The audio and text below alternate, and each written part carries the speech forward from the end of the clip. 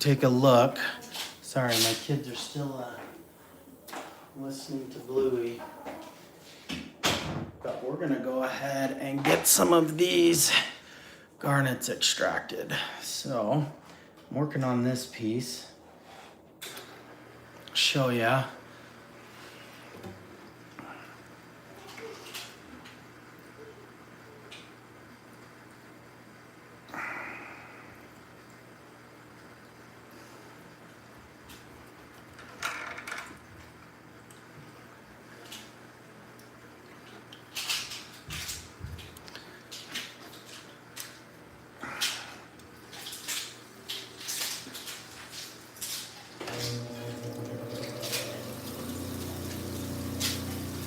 Okay.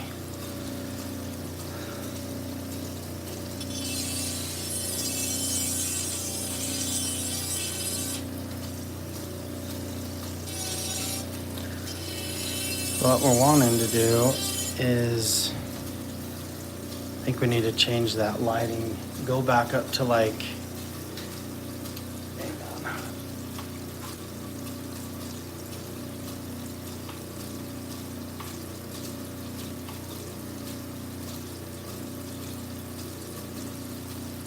There we go.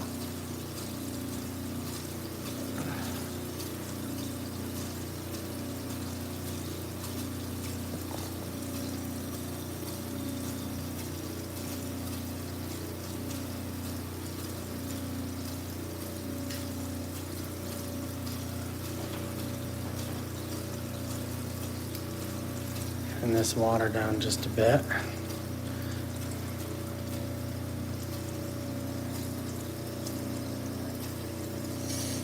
Oh, my chuck came loose.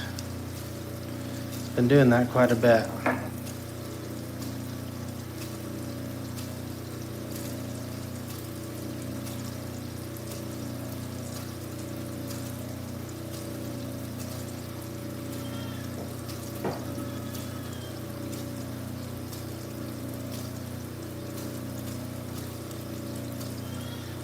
Okay.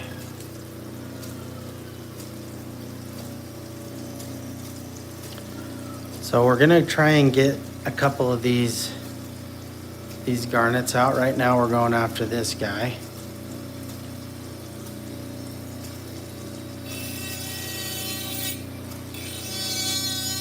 And the goal right now isn't necessarily to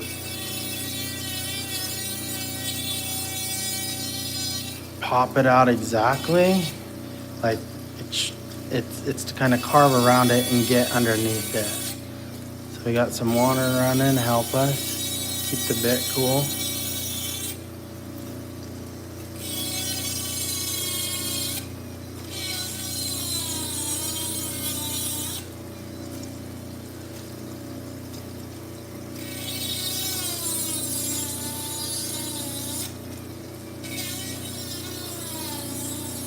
And what's cool is just knowing that, you know, there's very well could be more garnets in here.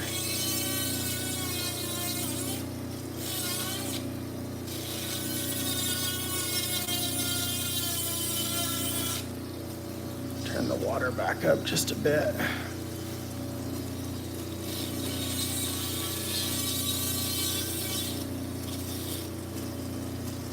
My freaking chuck keeps coming loose. Give me a sec, guys.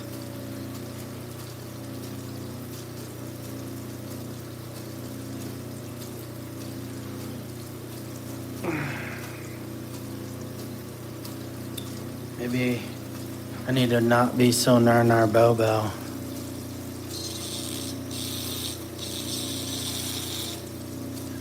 So we can see there is, can't pick it up on camera all that well, but right in here, that's some gemmy stuff right in there.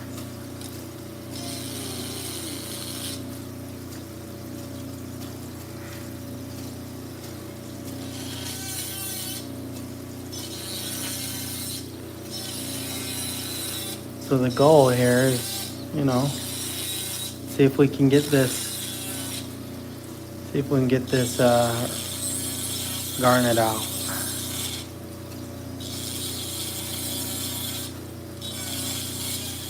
There's garnets all throughout here.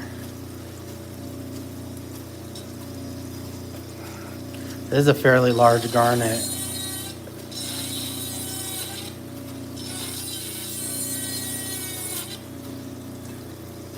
I'm hoping we can just pluck this out, but we might not have much luck. It seems to actually be in the rock. So we'll see.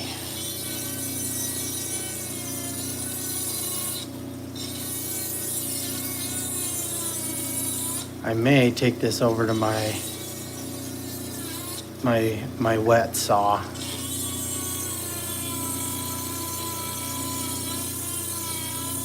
Now that I kind of know where the garnet is, I might be able to just chop this end off and then save having to Dremel so much.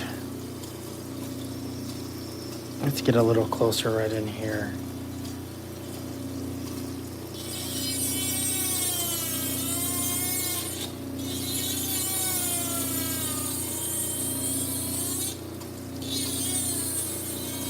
The drill kind of stalls a little bit when it hits some of that garnet because it's much harder than the ash around it, the sediment.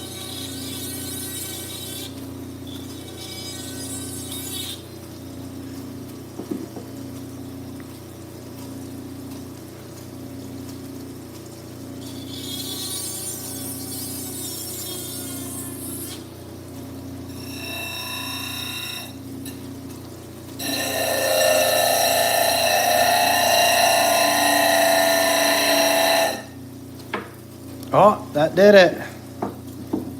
Oh, this is a beautiful one, guys. Look at that. She popped right out of there. Look at that. You can see where she was at. She was sitting right in there. She's gorgeous too. She's got a really beautiful yellow. I swear sometimes this camera hates me. You grab a rag here, but there's a beautiful yellow band in here.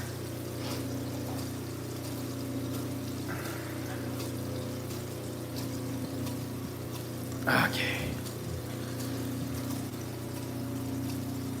Get in focus. Turn this water off for a second.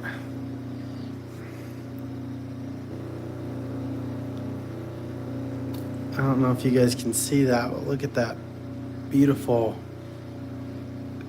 golden yellow that's in there. Okay, well, we've got one out. We'll be able to clean this up.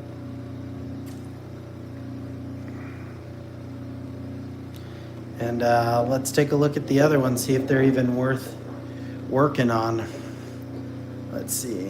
Here's another really good one, and it looks like it's got some really good gemmy color in it.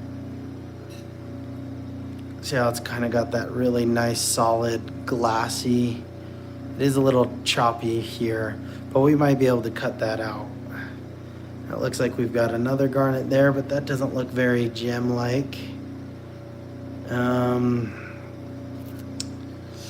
Yeah, I think we're gonna focus on this guy right there, see if we can get him out of this stone. Let me zoom out just a little bit. And let's see what we can do. Let me get some water out back on this.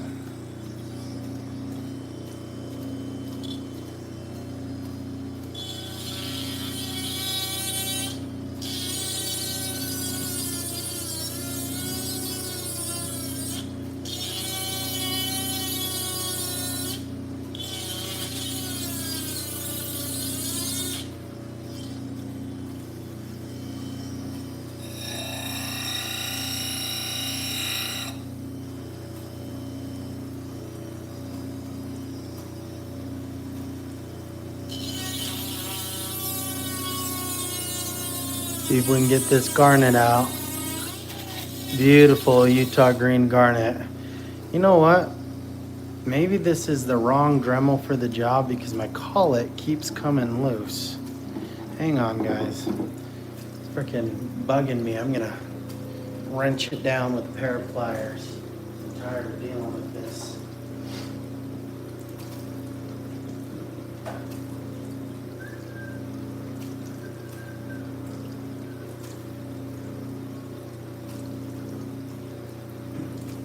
All right, let's get back to it.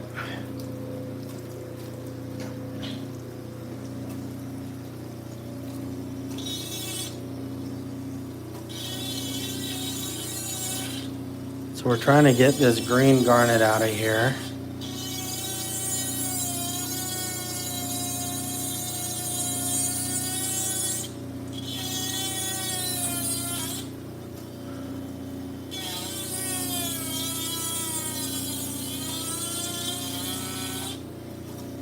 You can see right there, we can see it starting to pop through.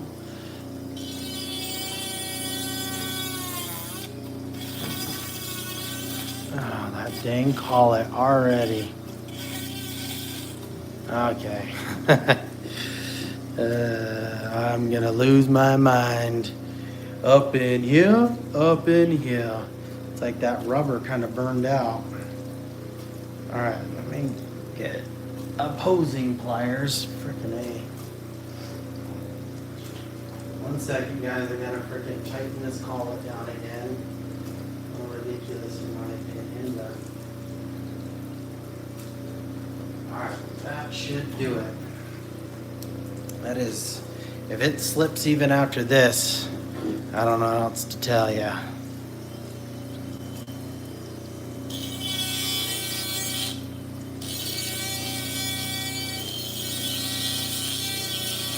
It's funny how the camera's picking up on that drill, because I see it. The way that the frames are picking it up, it's much different. Looks like it's wobbling like crazy. Hey, Aaron.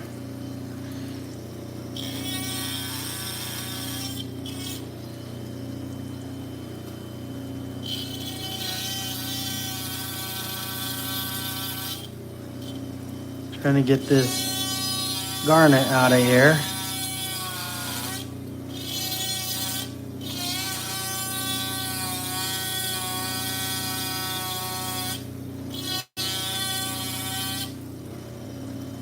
This is a pretty big one, guys. I'm gonna take this edge off.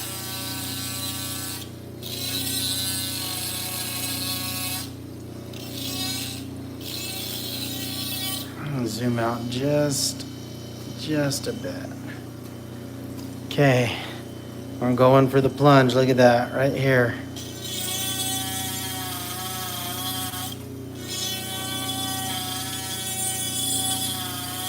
Trying to get this garnet out. There we go. Come on, baby.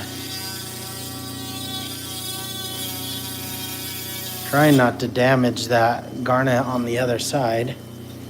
At the same time taking care of this one.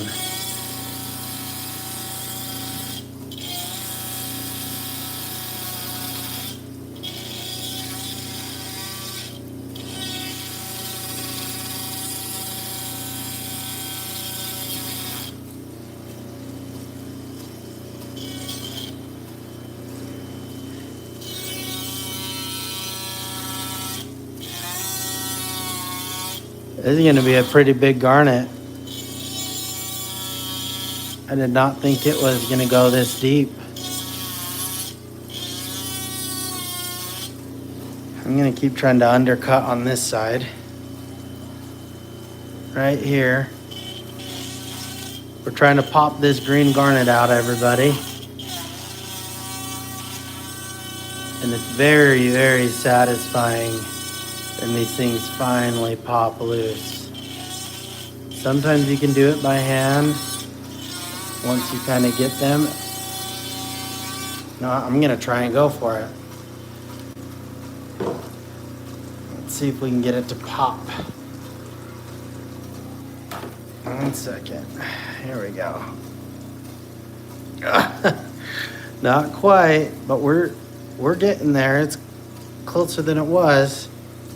No, I don't want to force it because I don't want to shatter it. I mean, I probably wouldn't be able to shatter it, but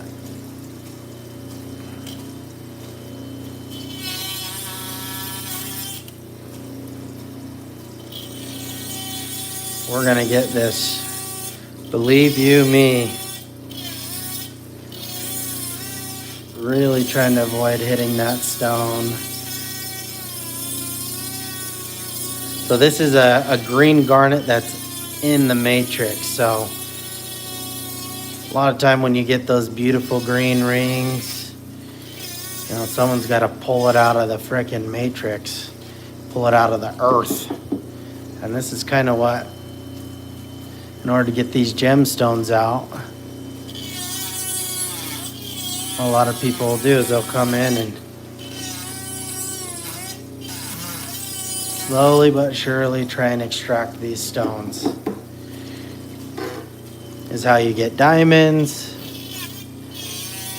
rubies, sapphires, not all of them. Sometimes you'll find loose stones.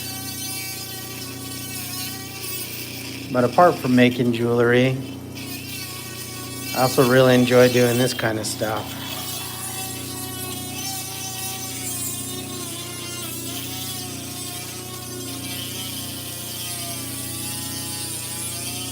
Okay.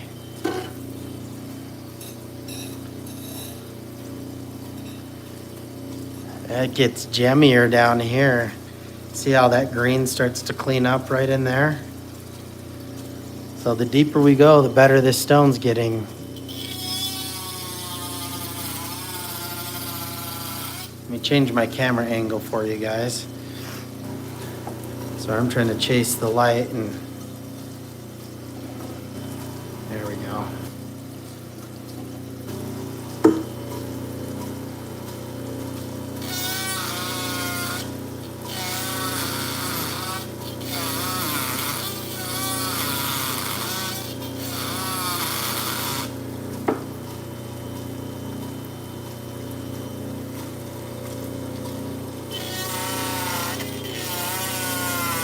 And every time I swipe past this, it looks like it's getting better and better, the quality of the gem. I'm excited for this to come out. Really excited.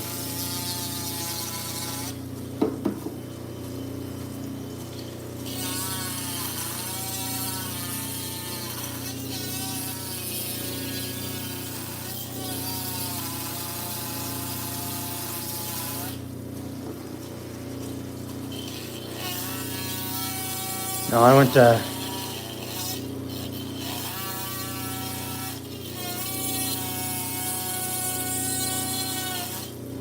one second.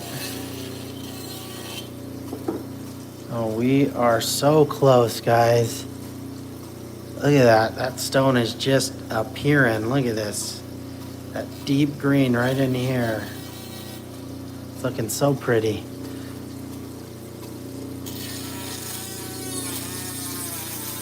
And it just keeps going.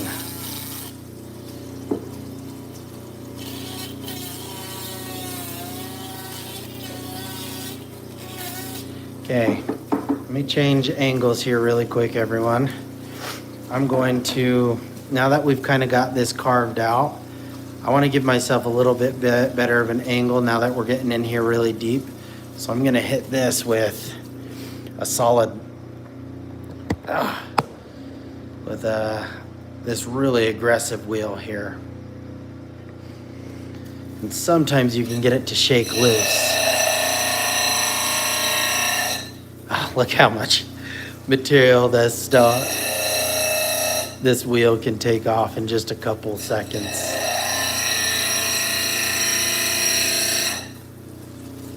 So what's cool is you can see there's little garnets, not gem-like, but there's little veins of garnets all throughout this. But we, right now, are chasing one particular one as we carve this out.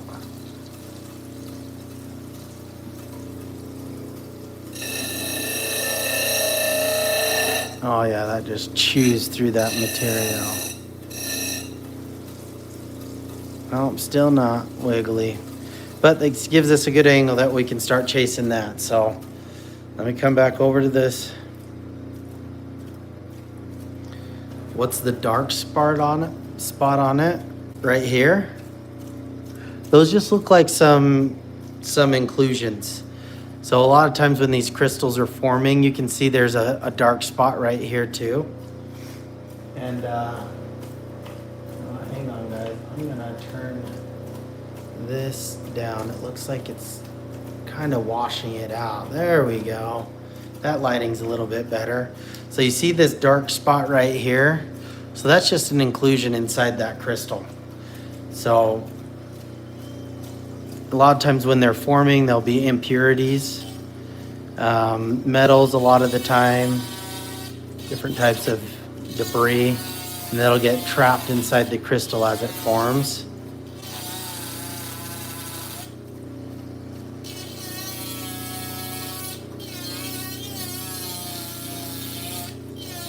But, you know, I'm a pretend.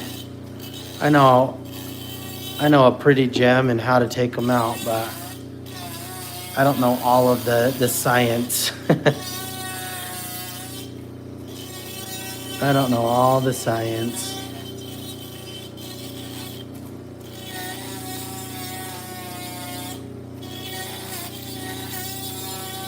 Oh, come on. It's close, guys.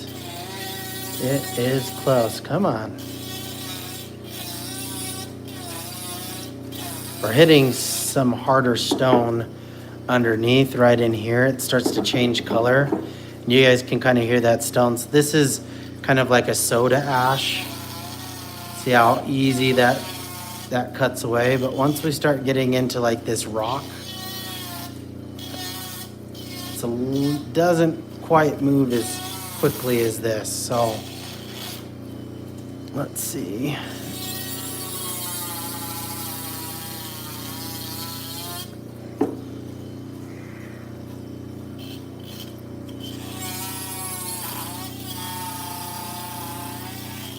What's up, Bert Loretto? How's it going?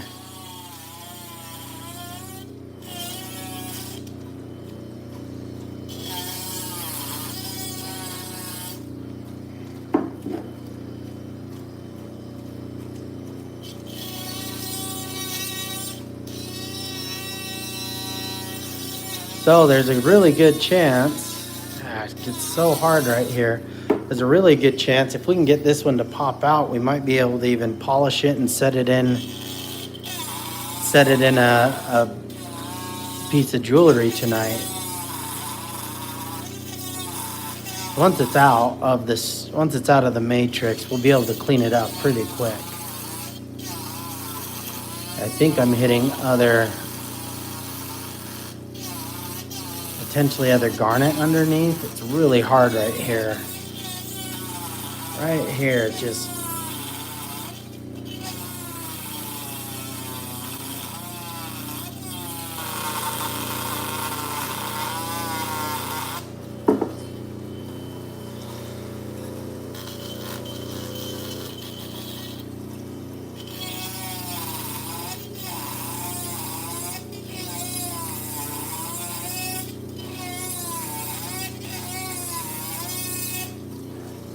I mean, look at that, guys. This is coming all the way down. This is a really big garnet. I was not expecting this garnet to be this big at all.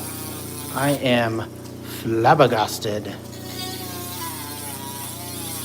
By using that word, does it age me?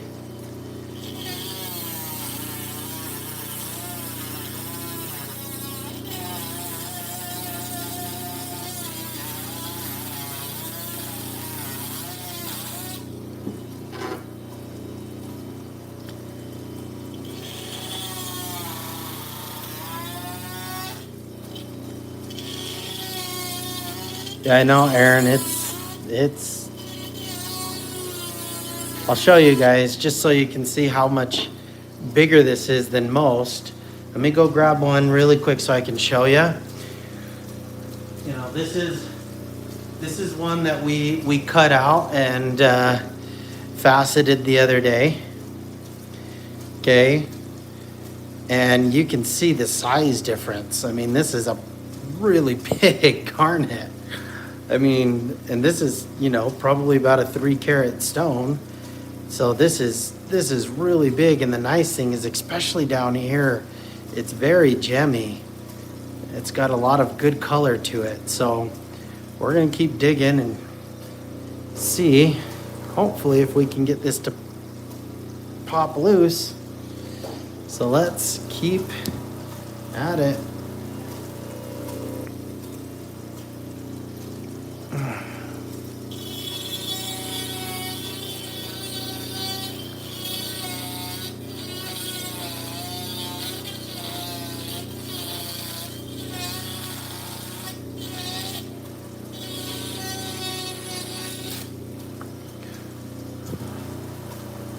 What up, Ivy a Cab? How you doing tonight?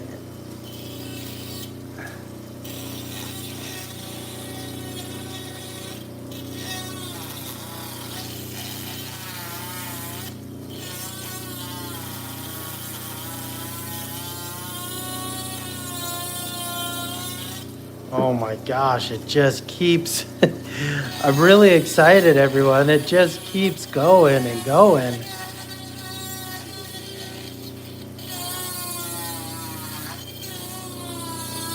You know, I'm gonna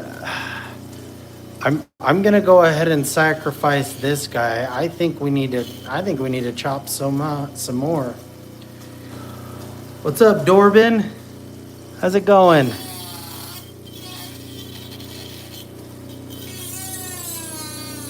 How are you doing this fine evening? Or night, I guess.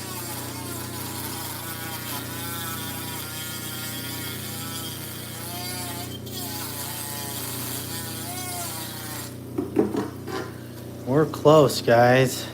You know, I think I'm saying that mostly for myself. Because every time I think we're close,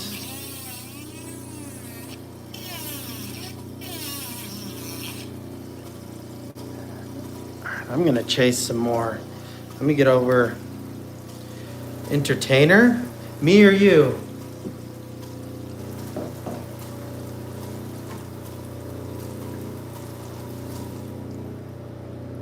Oh yeah. I mean, I can be entertaining sometimes.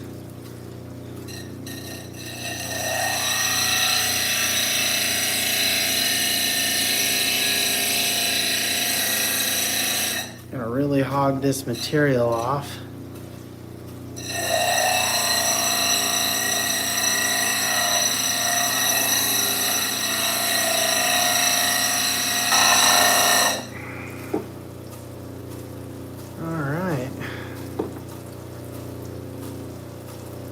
Try and get some better angles on this garnet.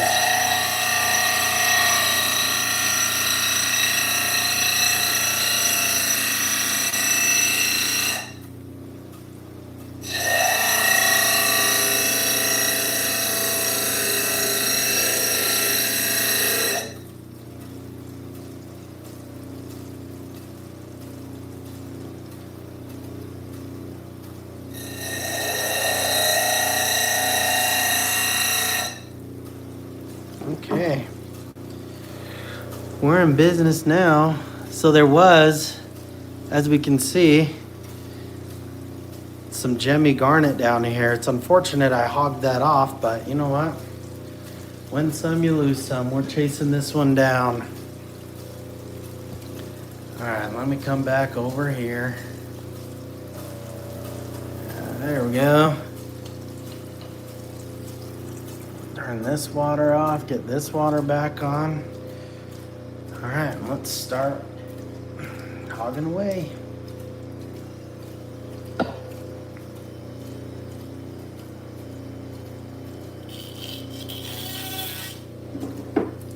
Lots of soot in there. It's probably what I kept getting hung up on, to be honest.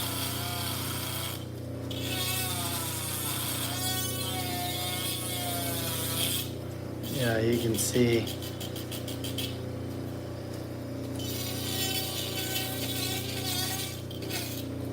Just keep going. Just keeps going.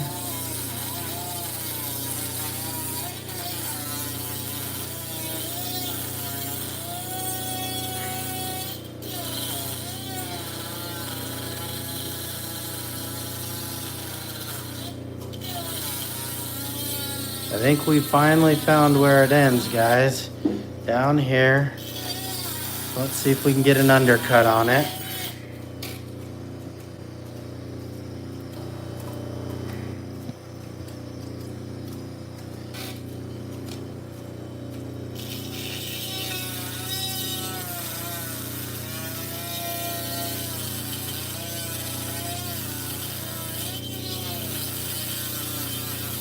For those of you that are just joining, we're trying to extract this green garnet. Me and the family, we went out to Milford in Utah, the state of Utah where we live. And we found these garnets, mined them ourselves like a bunch of prospectors, like Prospector Pete. Now I'm coming home and I'm doing my best to extract them. And then we polish them. And then we facet them into jewelry. What's up, Javier? What's up? Is that Tusi? Oh, let's see. Hang on, guys. Sorcerer code, what's up? Source code.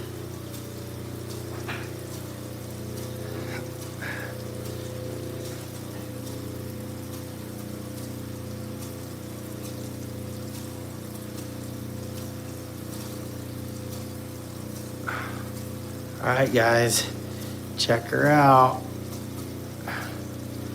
She was sitting in there. She just popped loose.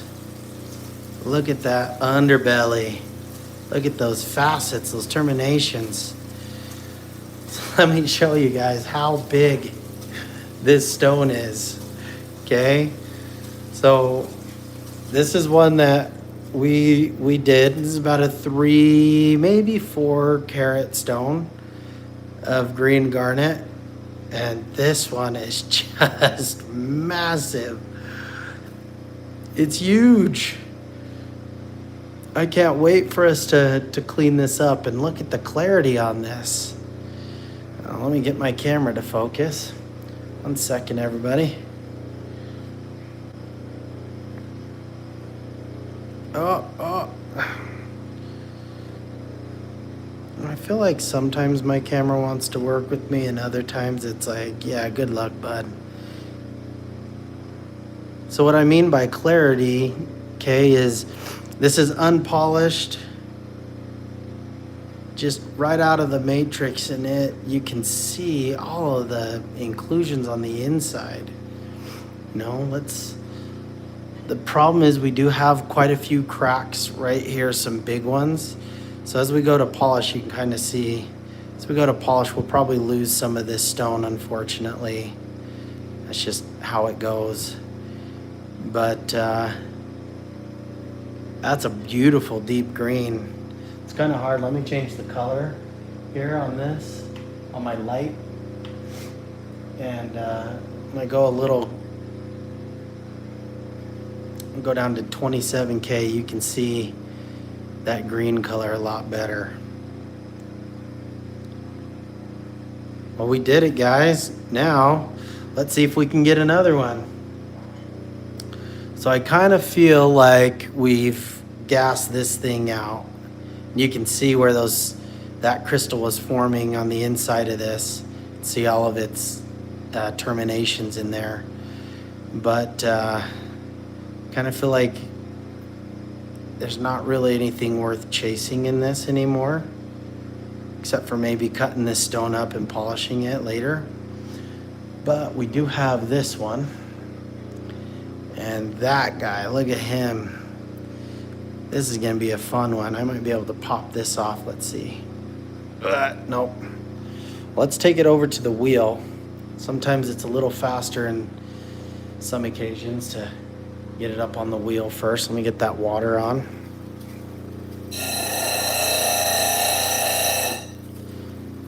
Oh yeah, look, we already able to pop that loose. So we've already got that beautiful green coming through, guys. Holy crap. We're in business. Let me get some more water on this.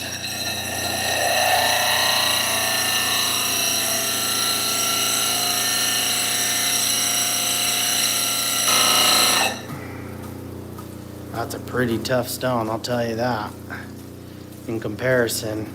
So all I'm trying to do right now is just make it a little easier on myself. But that is a beautiful green, guys. Beautiful.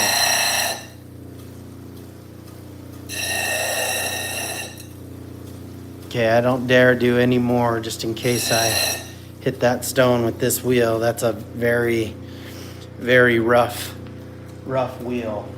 And I don't want to damage that stone. Okay, let's move back over here in some better light. I'm gonna go nice and slow on this one.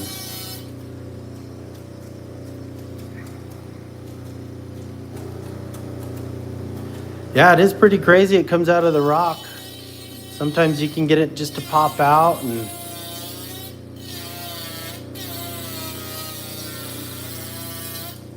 get a little bit more water on this, guys. So we're gonna go ahead and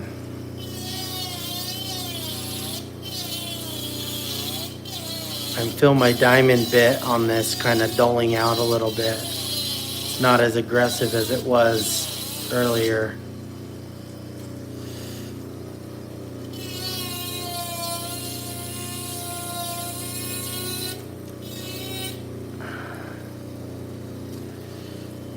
Oh wow, that green is just gorgeous.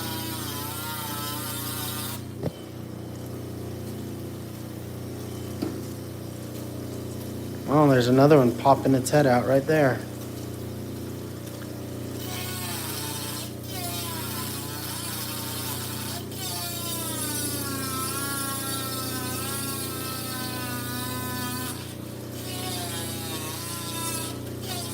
So my prediction is that it's sitting kind of like this.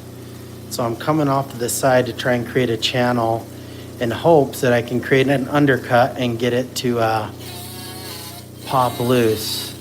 And sometimes with just a lot of vibration, you can get these stones to come out.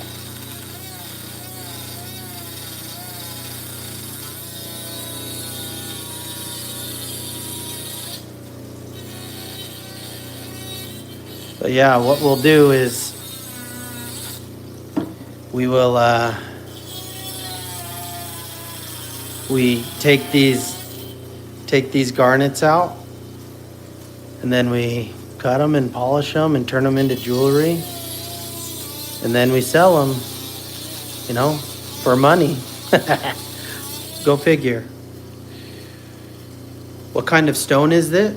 So this is a gem. This is a Utah green garnet, and then this is the green garnet stuck in its matrix.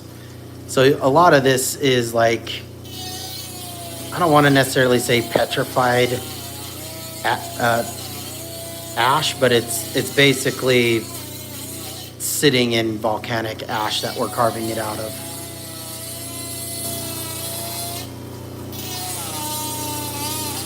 And so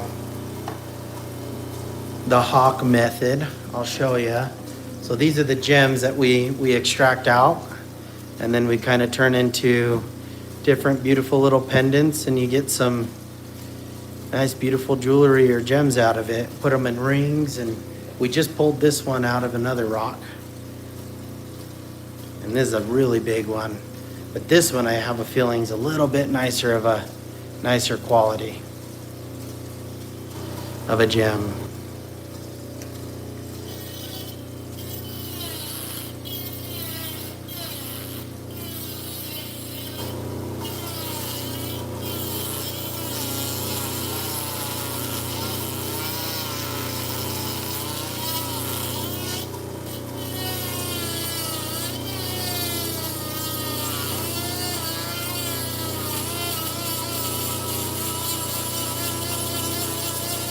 So we just want to get this channel in here and hopefully shake this thing loose.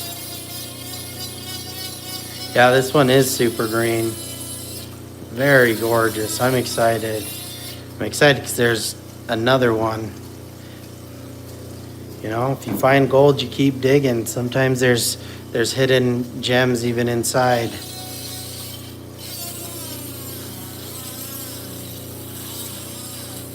And the water really just helps keep the dust down, but it also helps soften this, you could say, ash. Petrolite. I don't remember the exact scientific name for it.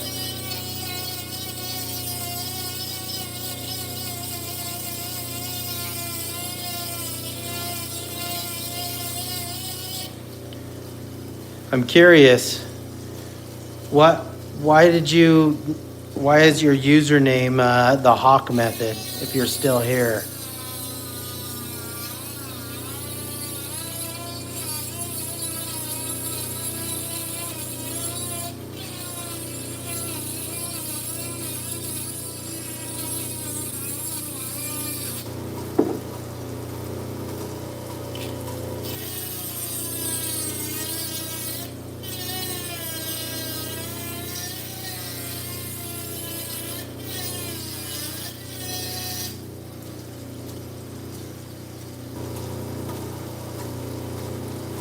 Oh, cool.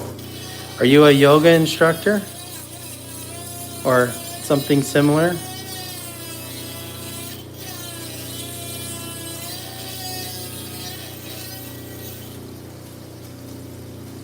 I now call it yoga. That's cool. Clever.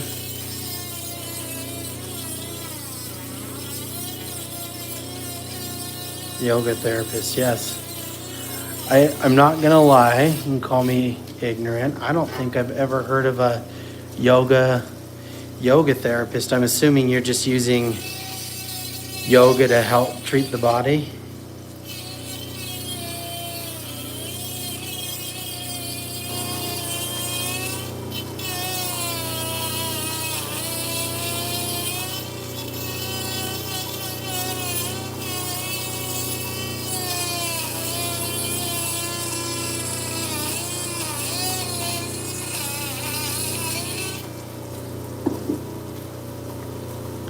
Sure, there's someone in the comments that can tell me all the healing properties of different stones.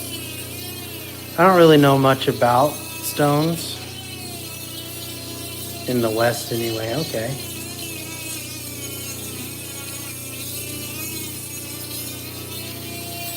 Sorry guys, I had to just trying to maintain a good angle on this thing. We're getting close. We're coming up on it right in here. I'm gonna reshape in just a minute.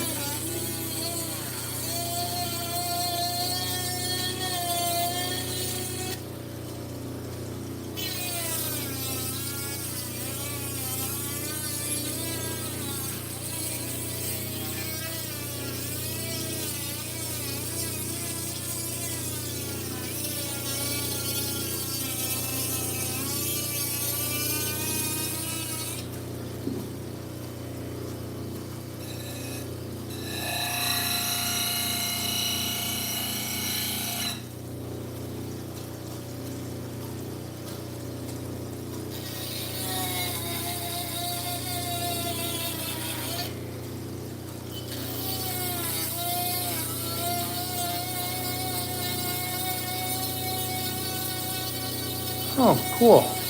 This stone helps with emotional growth in the heart chakra. Yeah, we mentioned this. Me and the family, we found these in Utah, Mother's Day. We got a whole bunch. We went out ourselves and found these, and now we're just processing them. Finally getting to them. It's been since Mother's Day. Now we're getting to them and making some really pretty pendants. Eventually I'll be making a couple rings. These just tend to make better necklaces.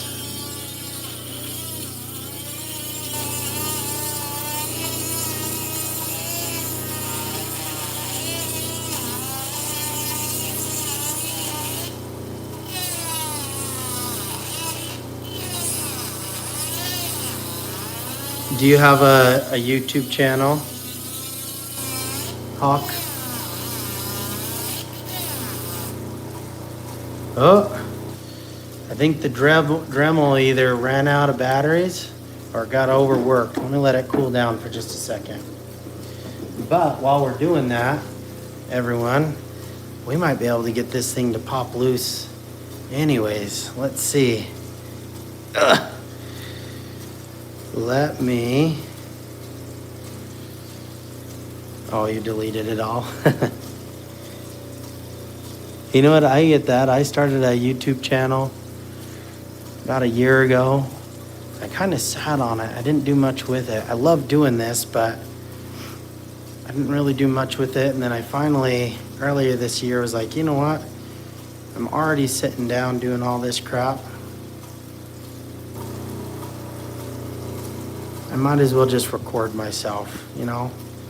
And I've actually loved going live. It's been more fun. You get to meet more people. You get to interact with your subscribers. If you're thinking about restarting, it definitely, you know, like I said, I started on this about a year ago, didn't do much with it, and now I'm back at it, and it's been fun. Okay, let's see if I can encourage this guy to pop loose.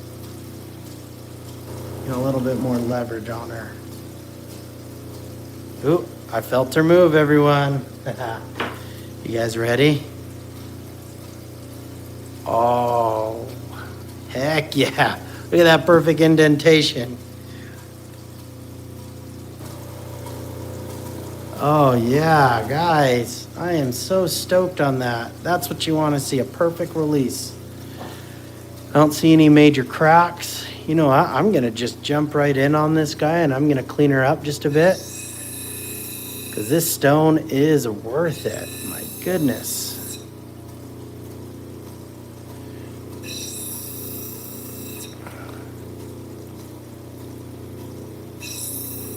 We're going to go facet by facet and kind of clean this up. Man, I am excited. A little rough.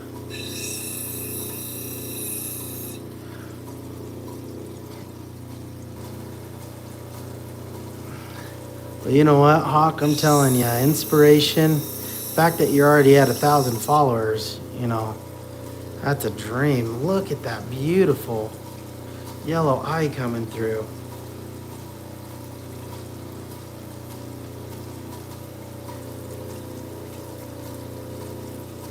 I know what it takes, and it's difficult. So if you're already at 1,000, you know, pick up where you left off, get back at it. I just kind of decided, you know what, I'm going to go live just for a couple hours every night. I'm not going to burn myself out. If I don't want to, I won't. And it's been pretty good. I've been happy with the change of pace.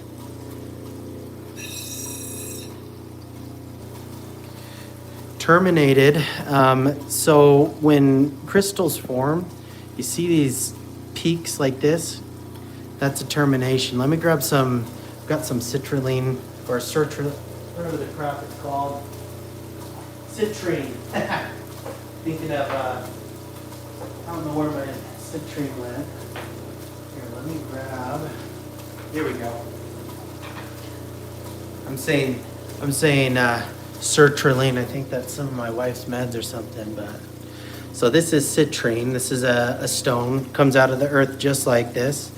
And so the termination means these points, these really beautiful points. And so when you get a stone, what everybody wants in the world of crystals, a lot of the times is double terminations, meaning you get the stone to release so perfectly that it's one complete terminated stone. So you've got a termination just like this on both ends.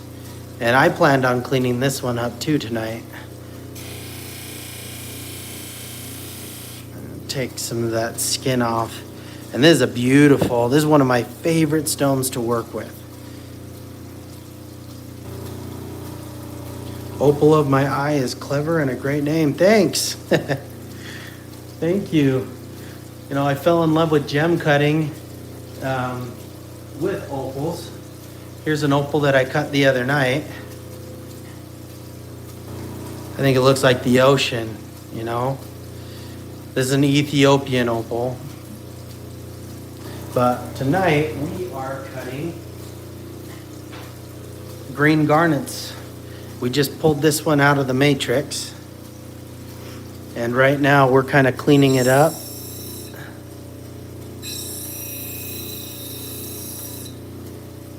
Want to get rid of any of those cracks. Let me turn this water down. I don't need so much anymore.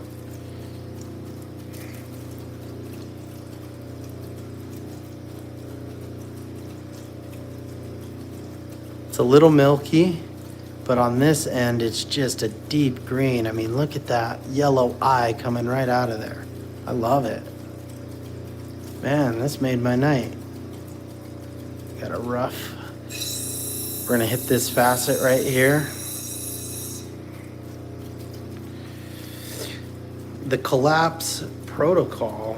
Hey, what's up, Felipe? You know, I tried to convince my wife to allow me to name one of my kids Felipe.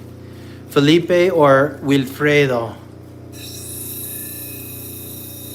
She didn't go for either.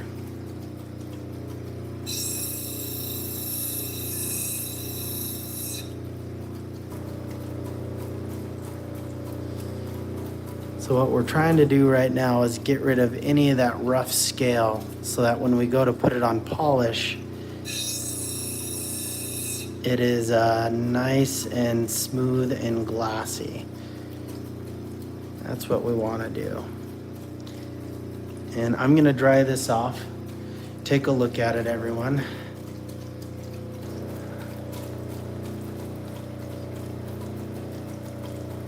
It all kind of depends. So if you look, so here's a stone that we pulled out. This one's got quite a bit of cracks in it. We'll be able to clean this one out. So we'll probably, I mean, it really depends on the quality of the stone, and this has got a lot of cracks, and we may lose it as we start to polish. But you can see here, we're doing like pendant wraps, and so it kind of holds it all together. And so in this one in particular, because we're not chasing perfect clarity, we'll probably be able to keep majority of this stone and just start cleaning it up. You know, we're gonna lose right here. It's still a little rough. It's not gonna get glassy. We gotta glass that over. Hey, thanks, Mandy. Appreciate it. Thanks for subscribing. Yeah, we were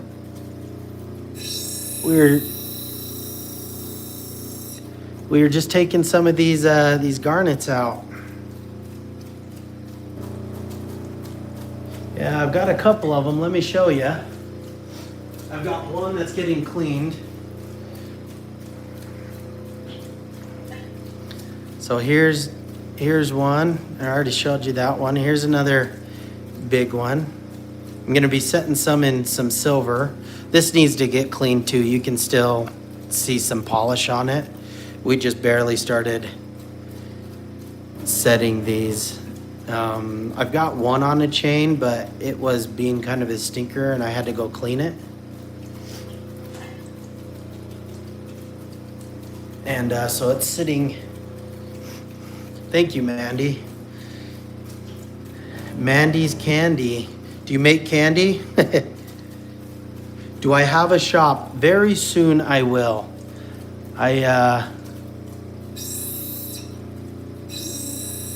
You know, my wife keeps telling me I need to put these up and sell them. And the way I've been doing it is if someone's really interested, we just contact them through email and then let them know the price. I don't even have pricing on any of these things, to be honest. most of these go straight to the wife or my daughters. Hey, Mary.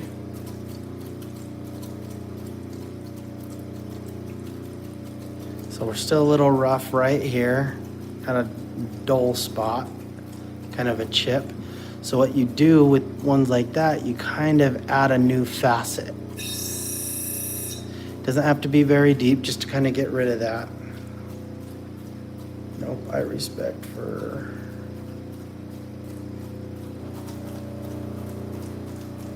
Oh, that's really cool. You know, I've actually really wanted to go get a metal detector. I've got a buddy that's been trying to get me into it for years, and I've got too many hobbies, you know? It's not one thing, it's another, but he's got himself one, and he's gone out a couple times. I'll love it. Okay. I'm assuming it would, I mean, it's got to give you almost like that gambling high. You find something that, kind of like finding a beautiful treasure. Okay, so we got to clean these up too.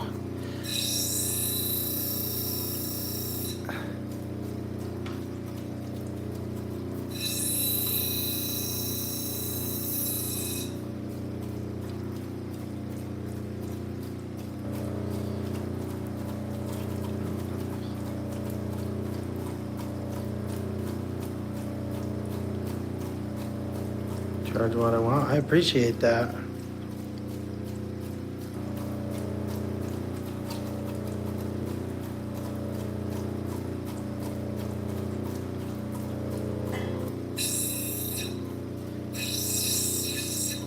Well, you know what? I just want to make sure that, you know, whatever I send out into the world, eventually I will get there. It's just, you know, well done. Doesn't feel cheap, doesn't look cheap, and I've got some new tools on the way to allow me to really make some good stuff. I just want to make sure it looks good and feels good in the hand and that it'll last, you know. Okay, well, I think we're almost ready for pre-polish, everyone. This is going pretty swimmingly. I don't know, you guys vote. How do you keep from grinding your fingertips? You know, it's actually, you as you can see, it's not very rough.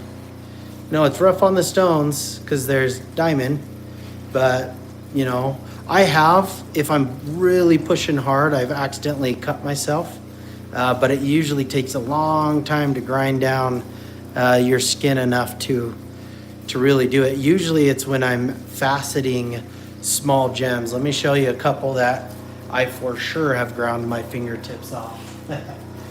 So I've got,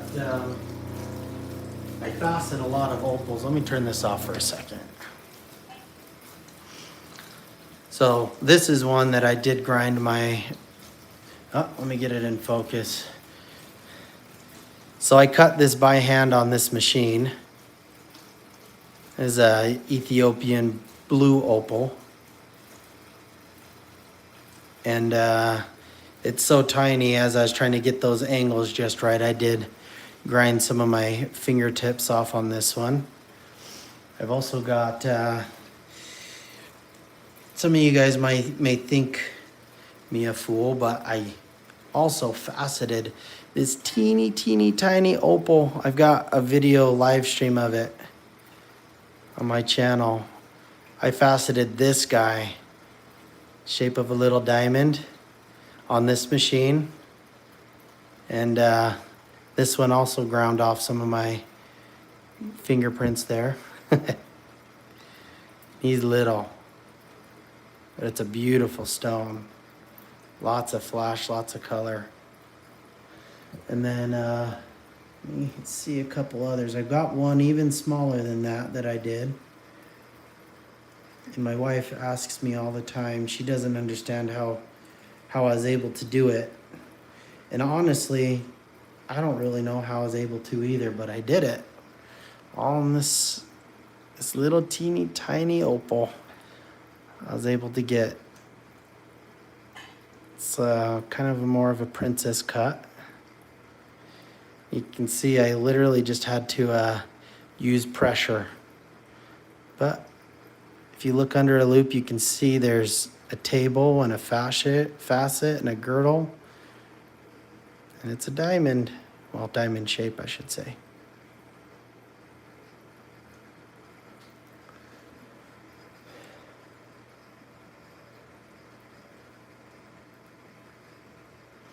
Yeah, let me, you guys tell me, should I finish polishing this stone here that I've been working on? Bring it up to a shine? Or do we extract some more garnets?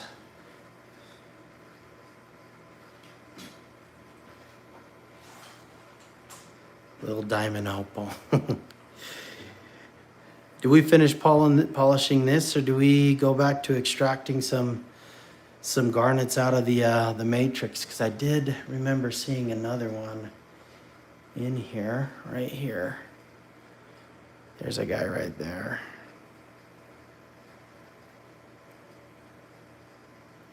Victoria, Australia. Thank you. I've always wanted to make it over to Australia. I didn't see the extract. I vote extract. Okay.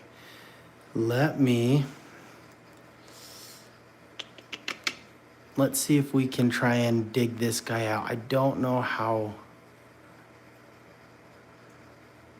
deep this one is or how big or gemmy, but we'll take that chance. Okay, let me get this guy. Let me see.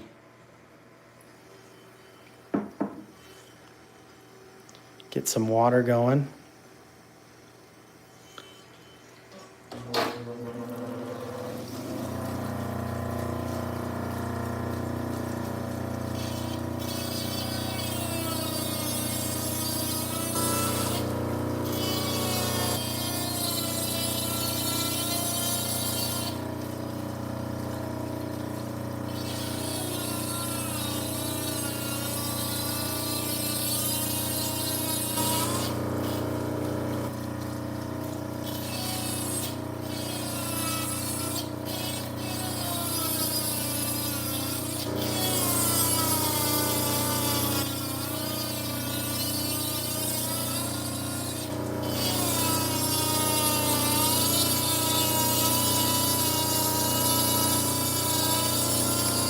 Adrenal, I assume.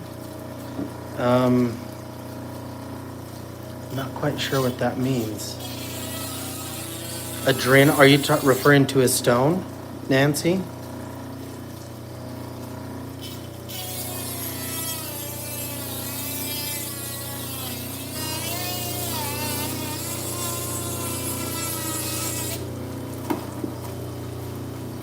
This is what we're carving right now, is a Dremel. Yes, this is the new little Fantic F2. It's a brushless, so it's more of like a pencil. It's so small, and it gives you just enough power where you need it, and it's not loud. It's just perfect. Excuse autocorrect. You know what? I feel like autocorrect half the time makes things worse.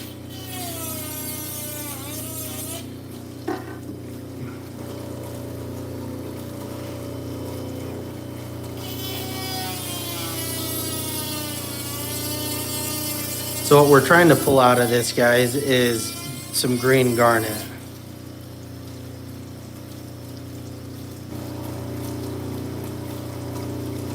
Oh, that's right.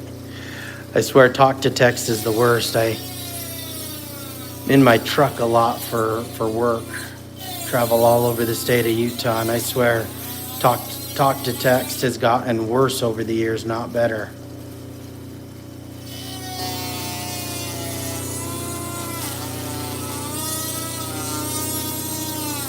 So I have to use talk to text a lot of the times when replying to clients or when talking to my subs. Artificial stupid. That's right. That's a good one.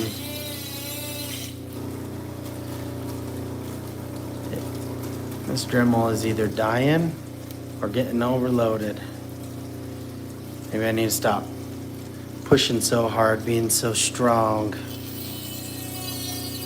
Let the tool do the work, right? Oh, I think she's dying on me. I do have a backup.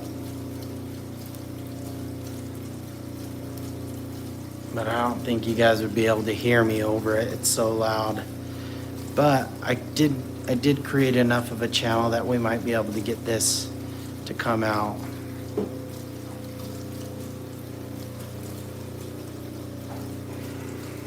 Let me see, guys. Let's see what we can do.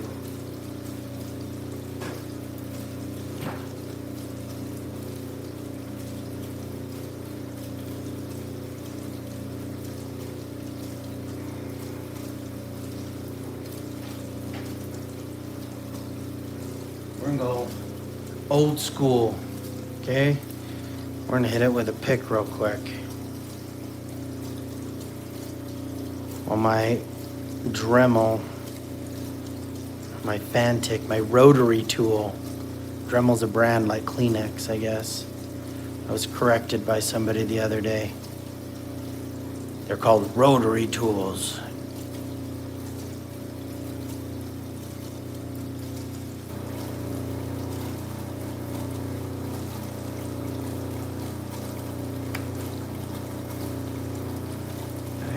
Only a little Ozito. Using the freeform opals at the moment. Just learning. Got a slab cutter buff wheel. Oh, that's great. Yeah, you can do a lot with those. What's funny is this Cab King that I bought, I actually bought it for my wife. And then I loved this way more than she did, and now it's mine. How long you been cutting opals for, polishing them up, Nancy?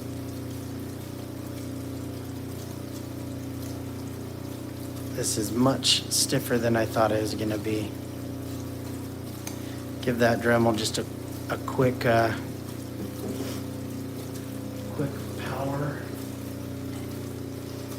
Grab this other Dremel. Hang on, guys. Grab this other Dremel. We are not making any progress. I'll try and keep the noise low, but this is an old school Dremel. Dremel 200, and it's loud.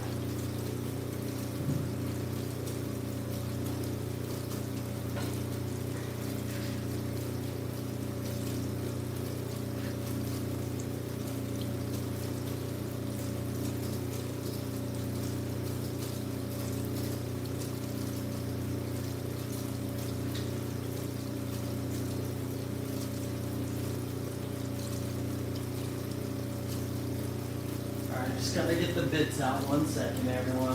1 second. I'm sorry. But going live, you can't be prepared for everything. Am I right?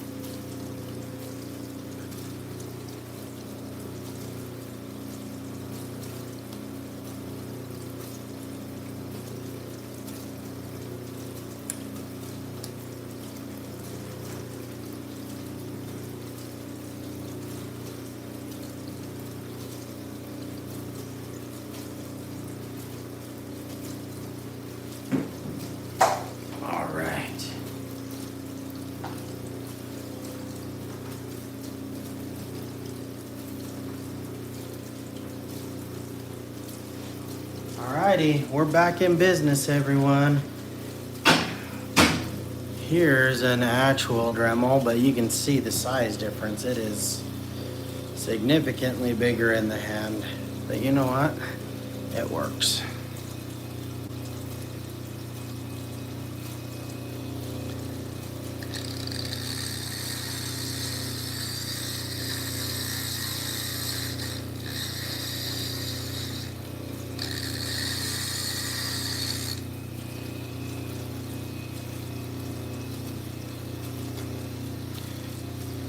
Restore Dog, you say that you are you into lapidary? You make jewelry?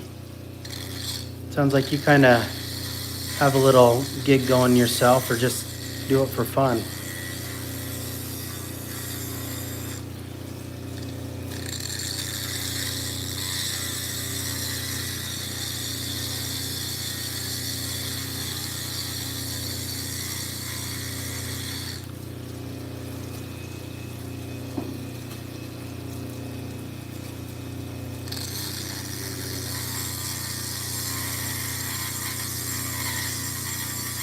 How do I get the rock? So we went out, we live in the state of Utah. We went out to a little area called Milford, little town, old mining town on BLM land. And we went where we kind of had an idea where it'd be. And then we dug it up ourselves. You can break rocks open. We usually like to go right after a really good rain, because a lot of these stones will wash out over years and years, and so you can find them just sitting on top of the ground quite a bit. Erosion, our friend. Yeah, that's right, erosion.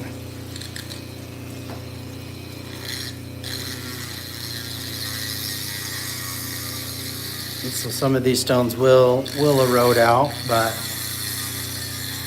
it's still fun to pull these out. Now I'm doing a little bit more work than I normally would on a stone this size, but you know, you guys said that you wanted to see an extraction, and I haven't sorted all of my media.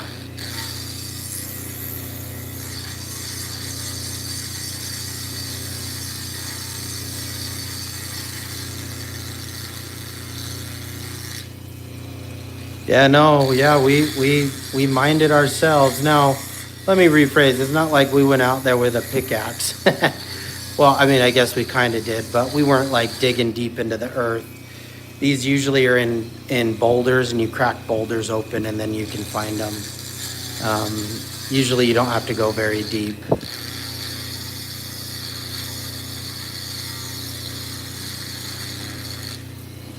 They do.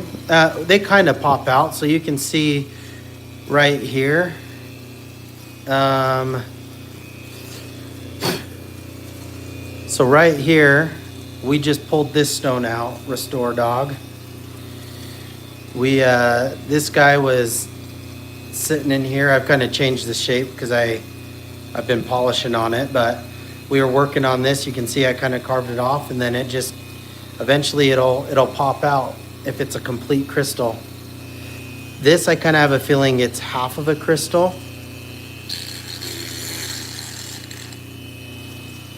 Or a gem, a garnet. So it may not be anything amazing, but this is kind of the basic process.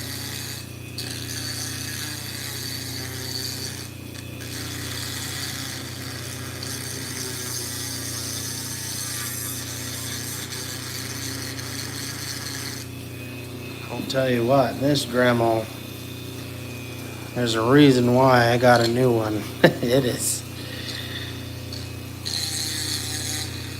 a little underpowered and heavy in the hand.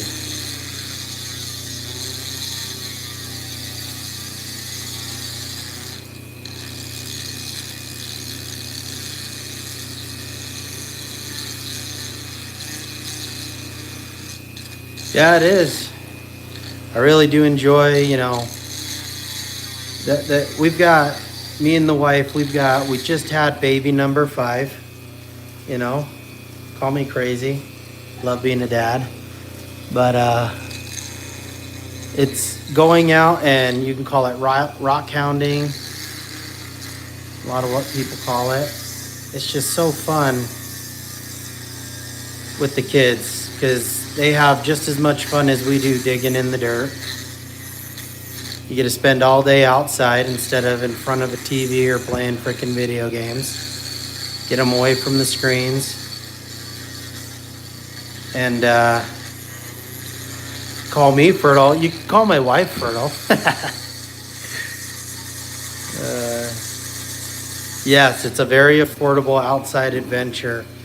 And you get to teach them just so many different things. Now, I'll be honest, I don't know that much about the rocks or the formations. I do a lot of reading in books and know what I'm kind of looking for. But I couldn't tell you, like, I wouldn't be able to look at a map and be like, yeah, there's probably gemstones in this area based off the mountains, you know. YouTube's one of those wonderful things where you get to learn a lot. So we've kind of dug that channel out enough. I think we might be able to get this guy to pop out.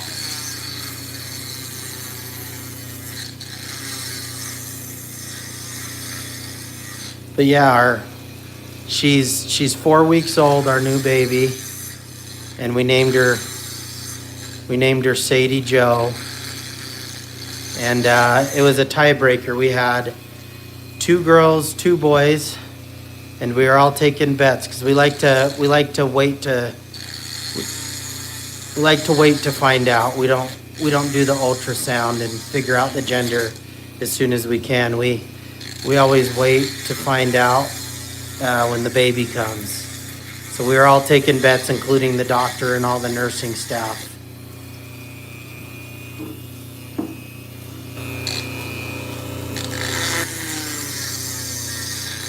All right, everyone. I'm going to take my pliers. I want to see if we can get this guy to pop free. Because truth be told, I'm tired of holding on to that Dremel. Okay.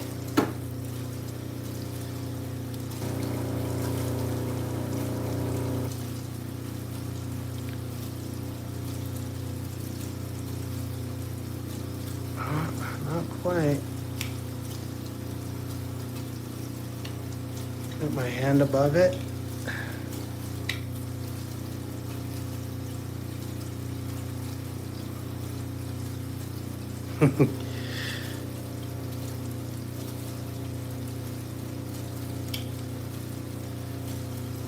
Yeah, we may need to go a little bit. Maybe this is a better stone than I thought.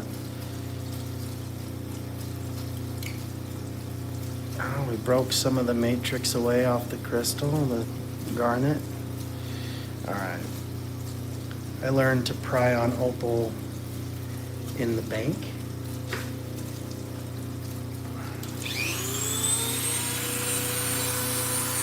In the bank,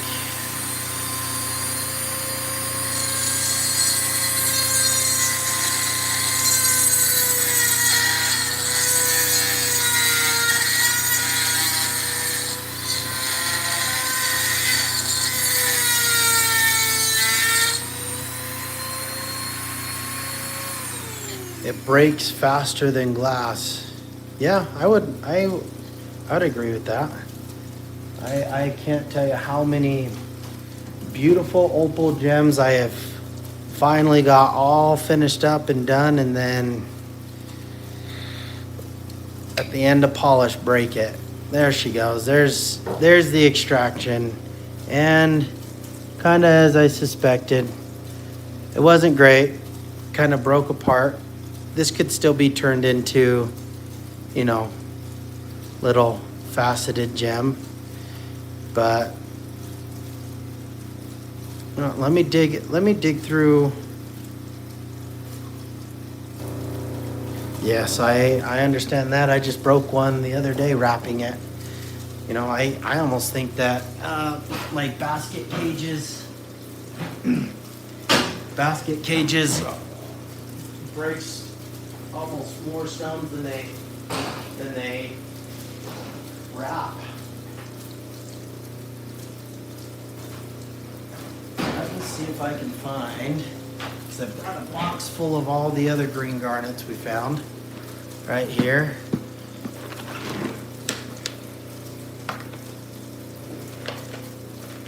Here's one that's sitting in the matrix, but that one's just about ready to come out. And you can see right there, it's got a little buddy with them. This is one that we kind of already broke out and found. Now this is what we call a dirty garnet. So it's a green one that technically, it formed with the green garnets, but it's more pale, clear. It's got a little bit of contamination or inclusions in it. Here's a really big one we found, and it's like deep green. But it's got quite a few inclusions, and I just haven't figured out exactly what I want to do with this stone. You know? I'm not sure. But I want to see. There's a really pretty green one. A lot of these are the ones that we found just sitting on the surface. Not all of them are buried or still stuck in rocks. I want to see. So here's one. Still kind of, you can see crystal formation. I'll be right back, guys. I'm gonna go grab, enjoy the sounds.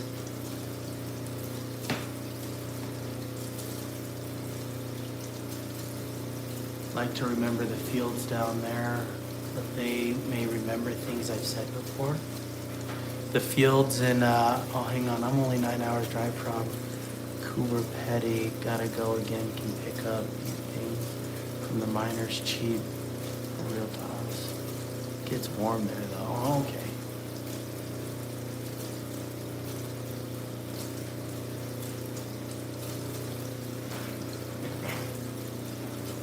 All right, 1 second everyone, I'm gonna go grab some raw, uncut rocks. Here we go. Here, this one will probably be a little bit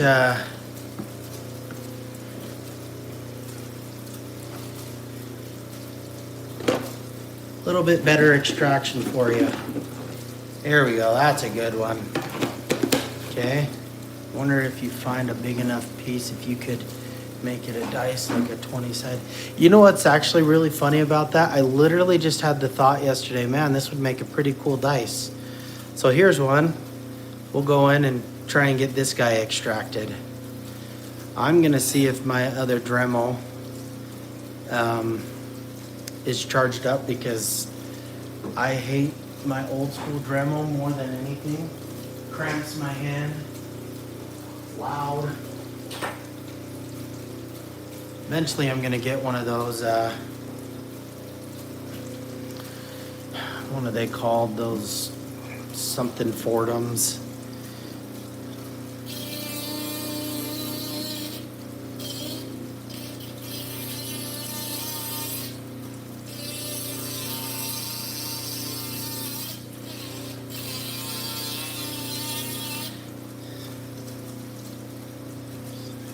Okay, you know what? I will attempt to make a dice. I'll try and plan it out and live stream making a dice. I don't know if I'll be able to engrave, carve, or maybe I just paint it. But that would be a fun challenge. White fella in a hole sounds kind of racist.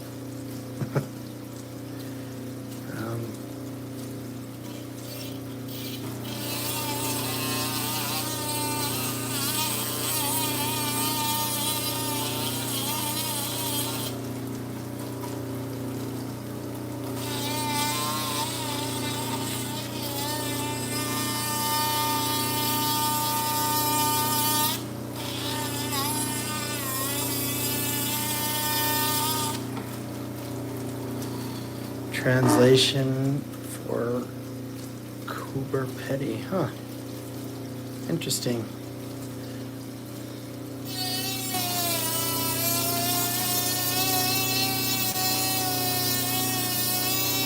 Hey, thank you.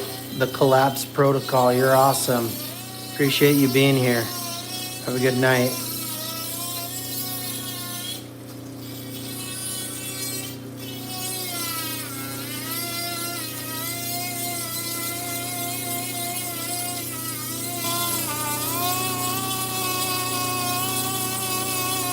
Hey, thanks, Restore Dog. You're awesome. Appreciate you guys being here.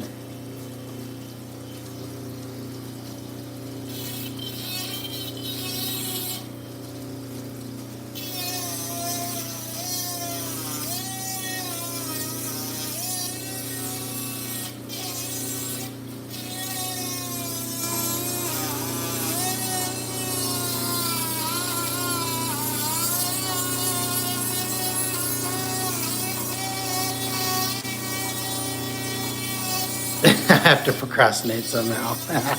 That's a good one.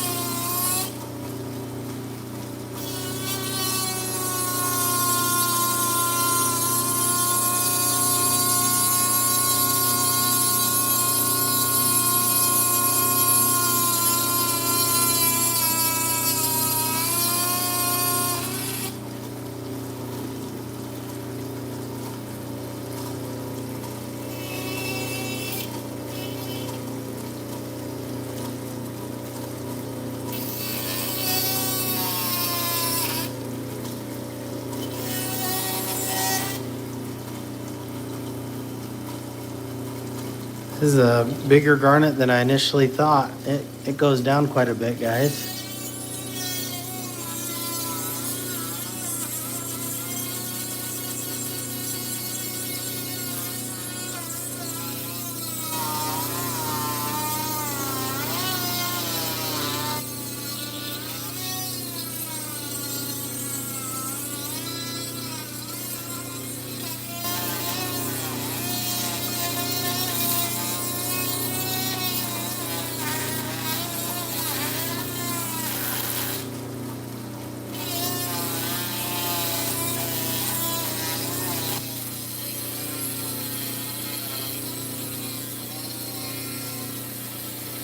Are these gem cutting quality?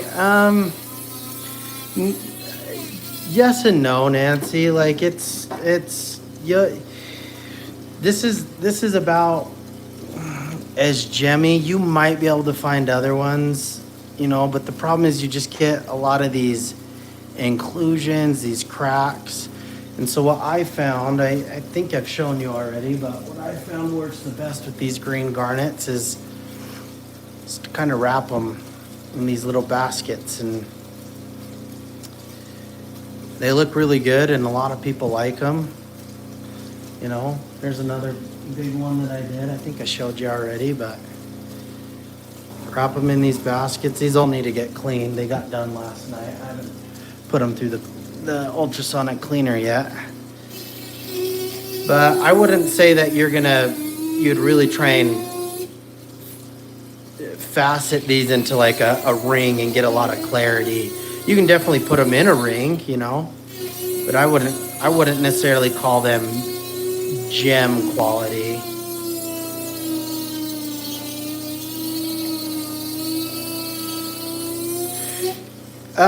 Not really. They don't really get stabilized, although even with the cracks, despite the cracks, they're still pretty tough.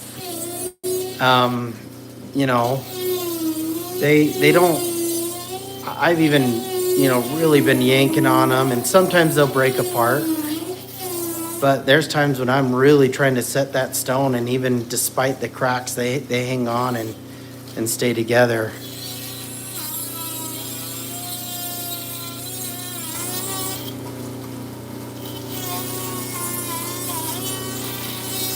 But, you know, state of Utah, we're not necessarily known for the greatest gemstones. You know, we've got topaz, which is amazing. I've got a piece of Utah topaz I'll show you that's just gorgeous. You know, and that is definitely cut quality, gem cut quality. And then we have another stone called red beryl. It's basically ruby, but they call it red beryl, and it's the only place on earth that you can find this type of red beryl. We're gonna see if we can pop this.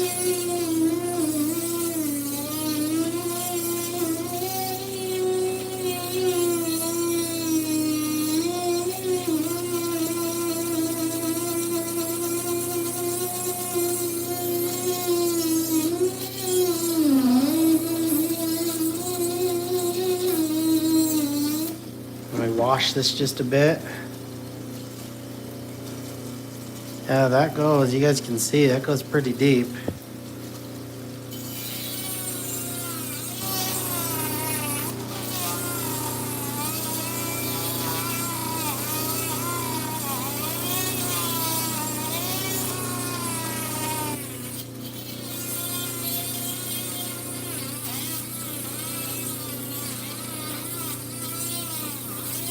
But a lot of what we like to do, Nancy, is find our own gemstones. We went out, found these, and you know,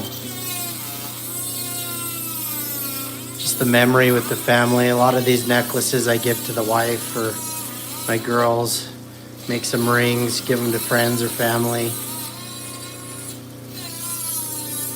And so even though these aren't like, you know, selling for hundreds of dollars, gemmy, they're still really beautiful. I should sell more like stones or these green garnets. Okay, I'm gonna see if we can get this one to pop, guys. I think we can. Jewelry. Yeah, I will. Here very shortly. Come on. Oh, there she goes. I felt her move. Are you guys ready? Oh, yeah. She came loose out of the matrix. We still got one more. But let's see.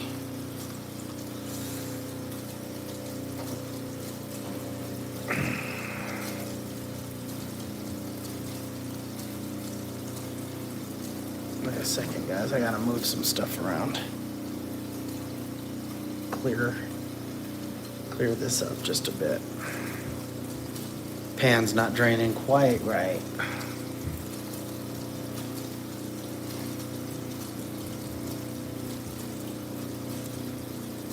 All right, there we go. So we got that guy pulled out.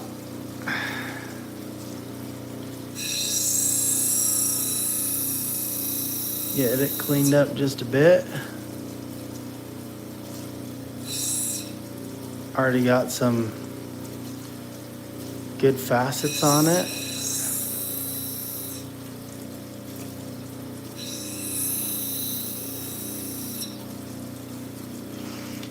Nancy, correct me if I'm wrong. I think I remember you saying you're polishing opals with your rotary tool, correct?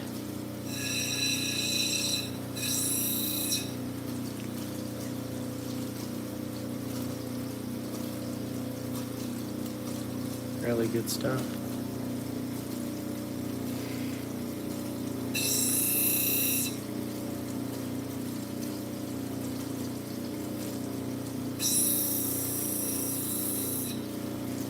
So this, I don't know what it's necessarily called. I always call it the eye. But that'll make a really cool center stone, that inclusion. So when you wrap this in gold or silver, it's really pretty. You do. What kind of opals are you currently cutting? Are you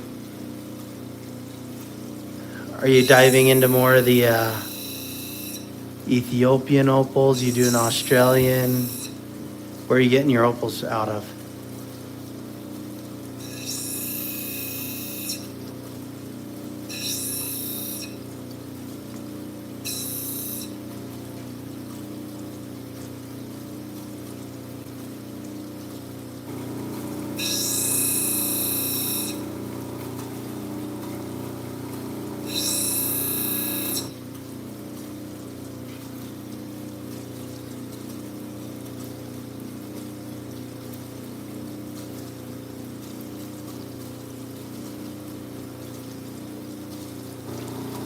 See, it's kind of rough there, so we're gonna add our own facet.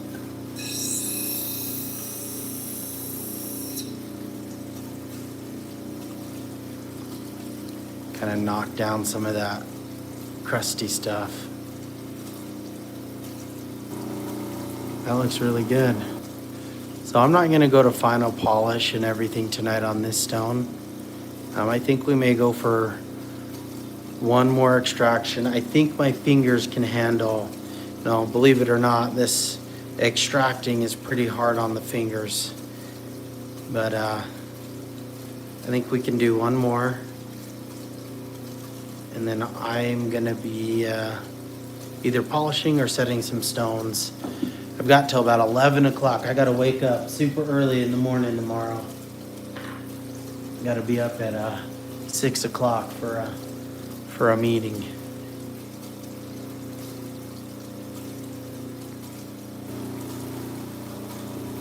Add some little 3D printed ducks in the background. They float if there's enough water. Okay, let's see.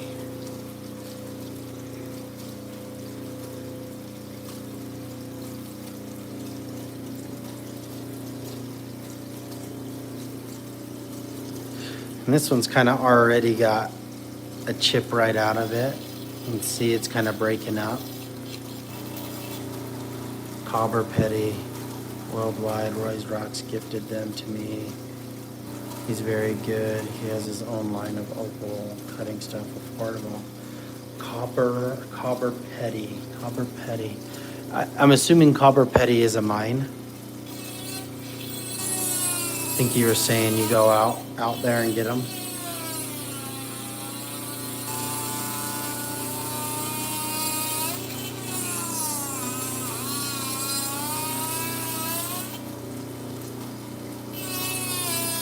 And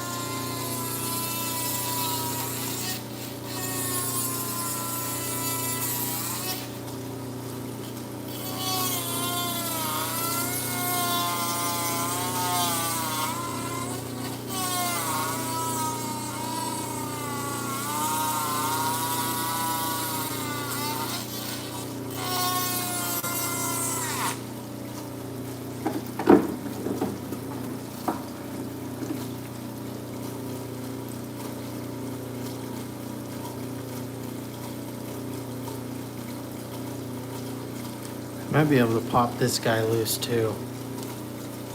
I think that might be all my pin. All this can ride. Let's see. It's got a little bit more juice in it.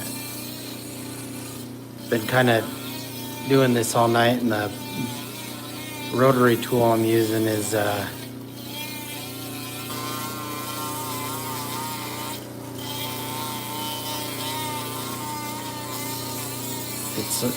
it's on a battery.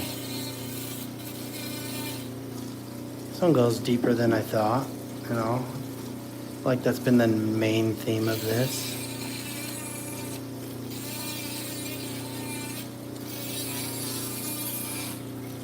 And it's kind of wants to be recharged.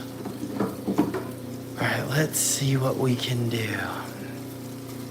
Give her a little pop. This one I don't know is ready.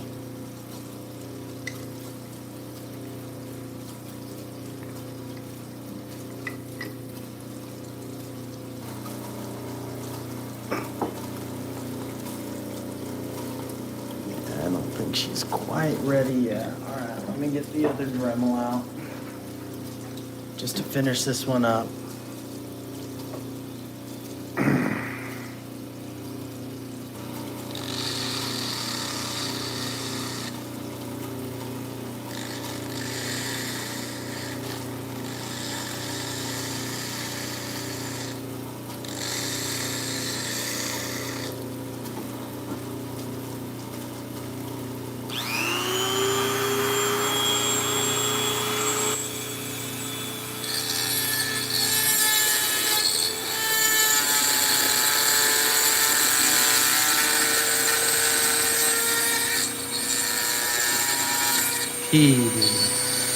Heavy.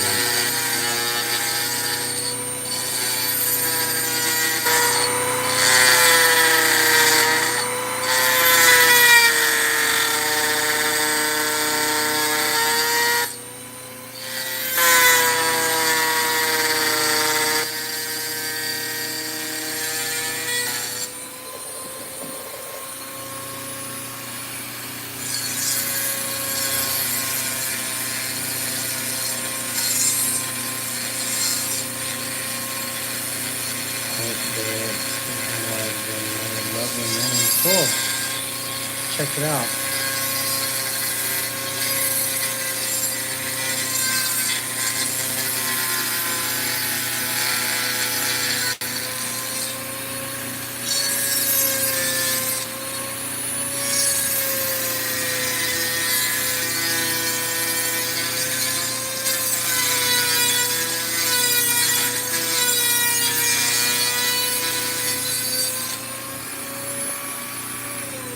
I hate using this Dremel with you guys because it's so loud, and I'm sure that's probably the worst sound coming through the speakers on the other end.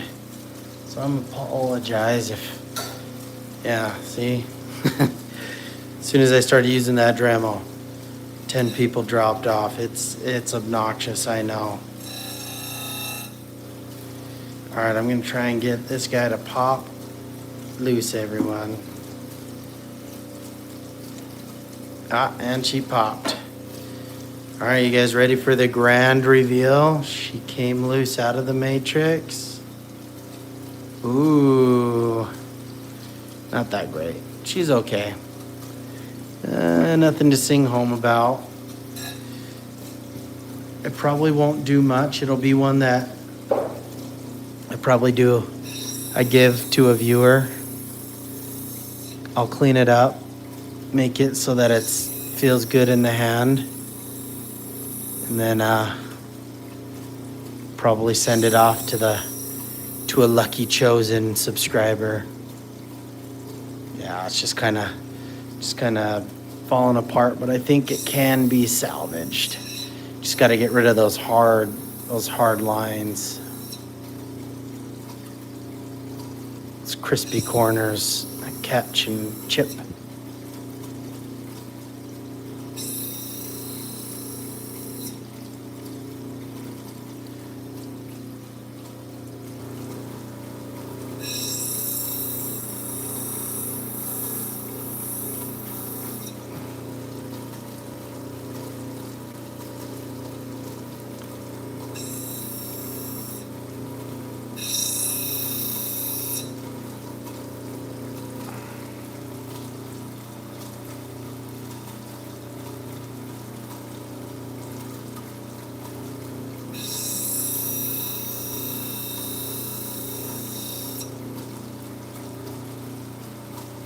All right, there's really not much to write home about this. I'll probably just round it off, kind of make it look a little bit more symmetrical and attractive. Add a couple facets in.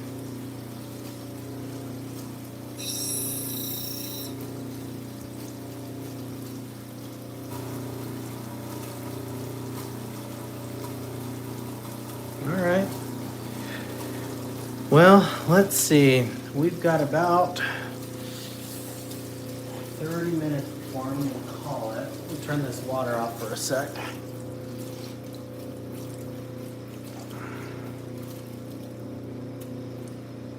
And, oh, you know what I did want to polish up tonight? I wanted to get this. This was a gift from my wife. And I'm gonna get this polished up. I plan on cutting this stone and making a couple rings and probably some earrings out of it. It's pretty big. I love it. It's one of my favorite gems. I love that peachy color. Oh, Nancy, I was gonna show you. Don't let me forget. I'm gonna show you that Utah topaz. This is one that we found out in the Wawa Mountains. Champagne, absolutely gorgeous. Champagne topaz. Beautiful specimen. I have a hard time wanting to, turn it into a piece of jewelry because it's so beautiful as it is. I've had it about a year and I haven't brought myself to cut it yet.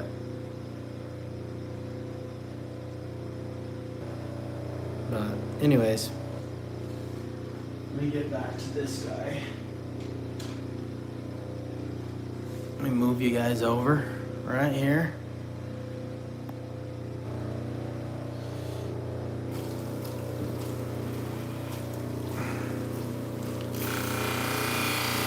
Let me take some of this scale off.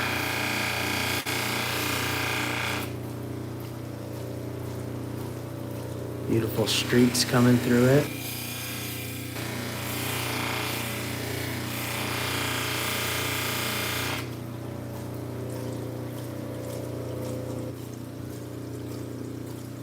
I can't tell. I think that streaking is coming from the inside of the stone.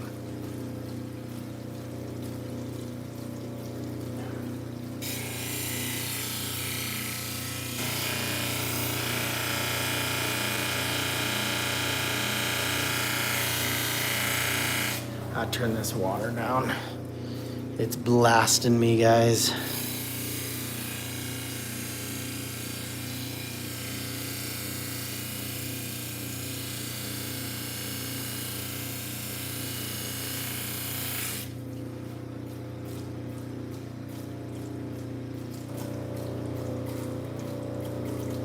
Still a little hazy. And keep going. Let's hit it.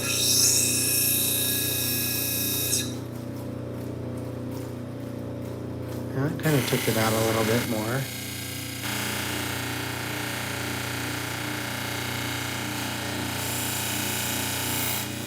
So this is citrine, this stone.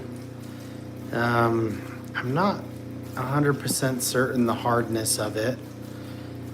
If you guys know, let me know in the comments. But it feels, just for me getting it on the wheel here, it feels like a fairly hard stone. I'm gonna guess it's probably a 7 or an 8. Just going over this diamond wheel, it feels pretty tough.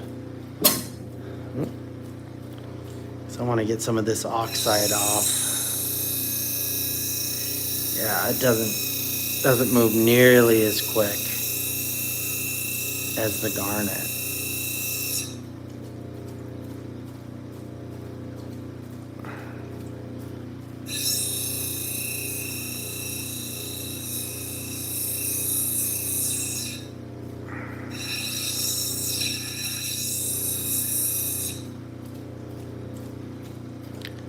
clarity on it is just really starting to shine through.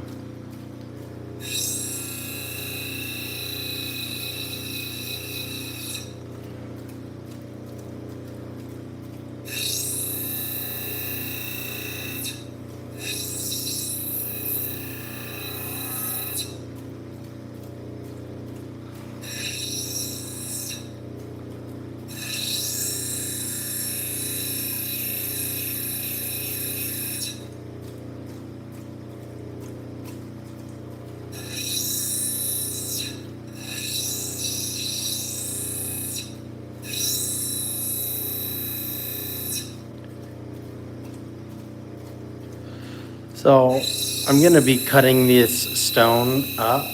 The main reason I'm doing this now is I want to be able to look at the entire stone so I can map it out, so I know exactly how many pieces of jewelry I'm going to get out of it.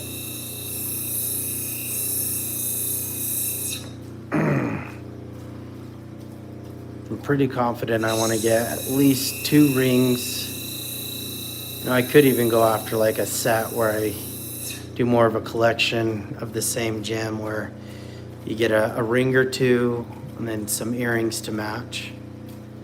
I know a lot of girls like that.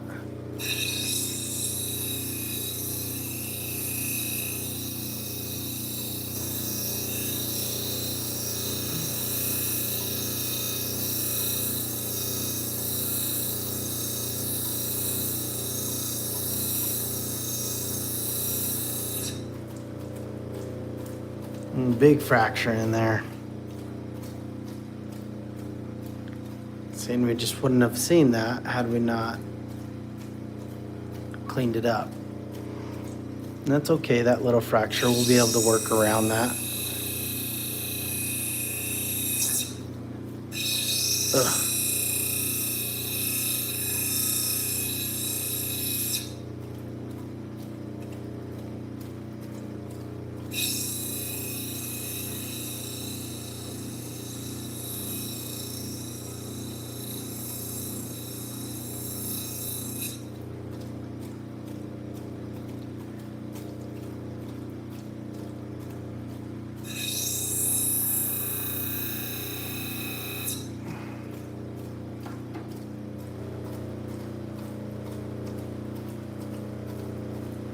So I have a little haze right here.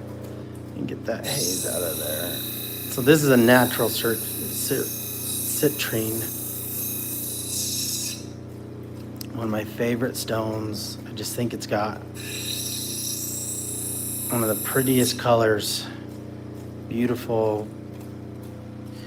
You can get dark yellows or champagnes. I don't know, what would you guys call this color? Like a gold, like a goldish? I don't know.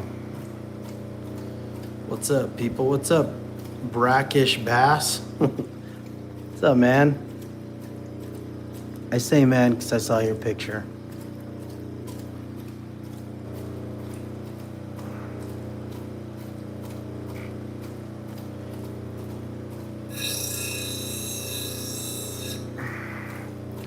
Whole lot of nada. So is that brackish as in like the water? Going over to brackish water? Fish for some bass? Sea bass? Yes. Catching anything good lately?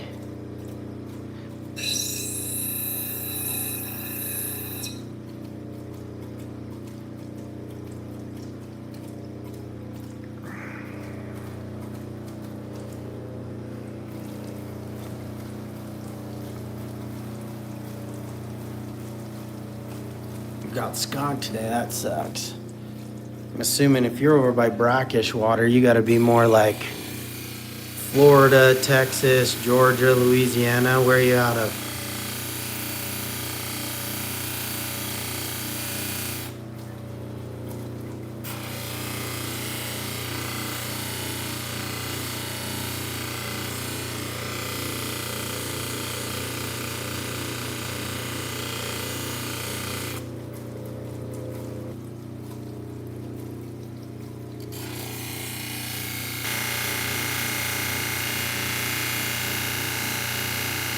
San Diego.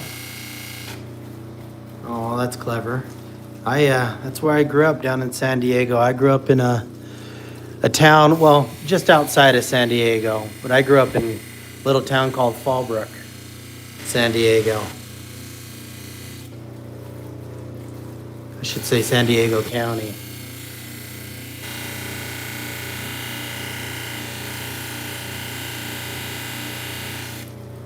Love Fallbrook, awesome. Are you in the city of San Diego?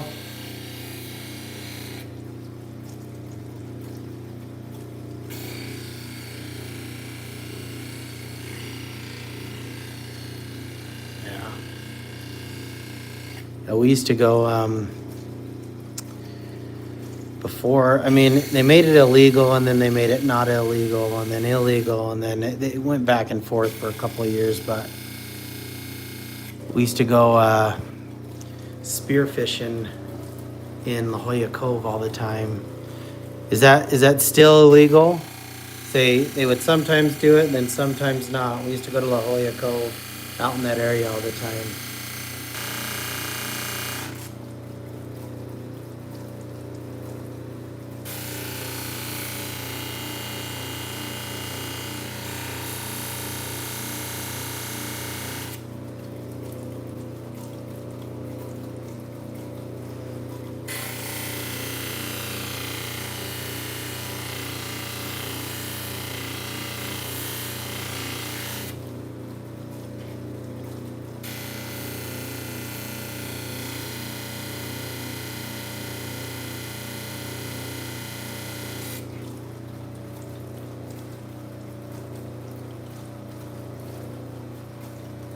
Okay. So La Jolla Cove is now considered sanctuary. You're learning to facet? Yeah, I've been faceting myself on my Cab King. I plan on getting an actual flatness and faceting myself. But I have faceted, I'll show you, I do a lot of opal facets. And all of these I've personally faceted just on my Cab King, on my lapidary.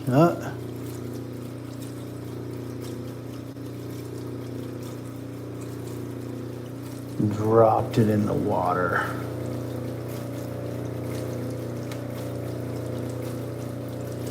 One second, gotta clean it off, fell in the clay.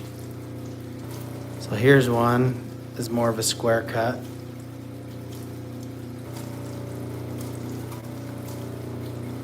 But that's Ethiopian opal.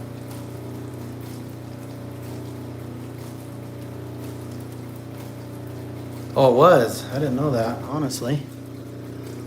The lapidary capital of the world. I wanted to get out there. I know San Diego's got some good fluorite, and there's another stone out there that in Cali, I can't remember what it's called. I think it's there. The main one's fluorite. I don't know. Maybe you know, my friend.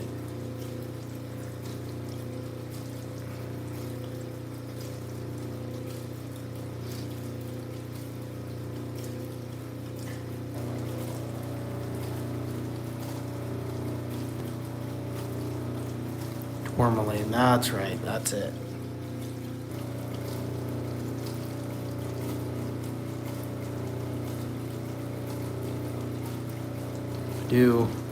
Right now we're kind of venturing away from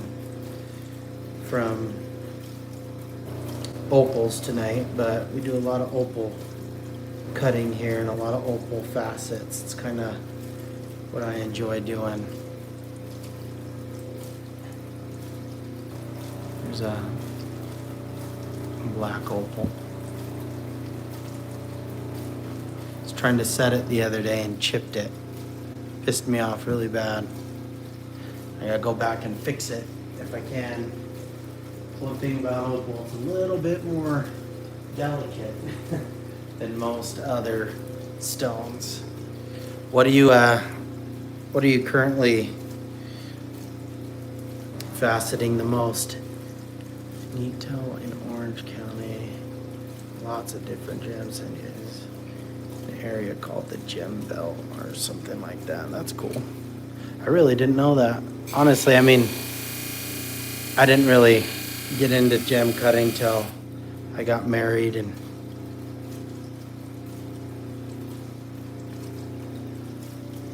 had the wife and the kids.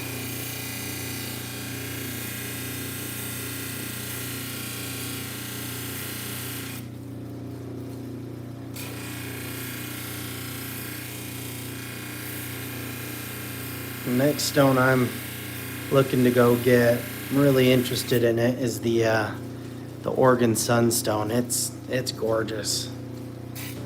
I don't know if you've ever seen that, the Oregon Sunstone. It's on the bucket list.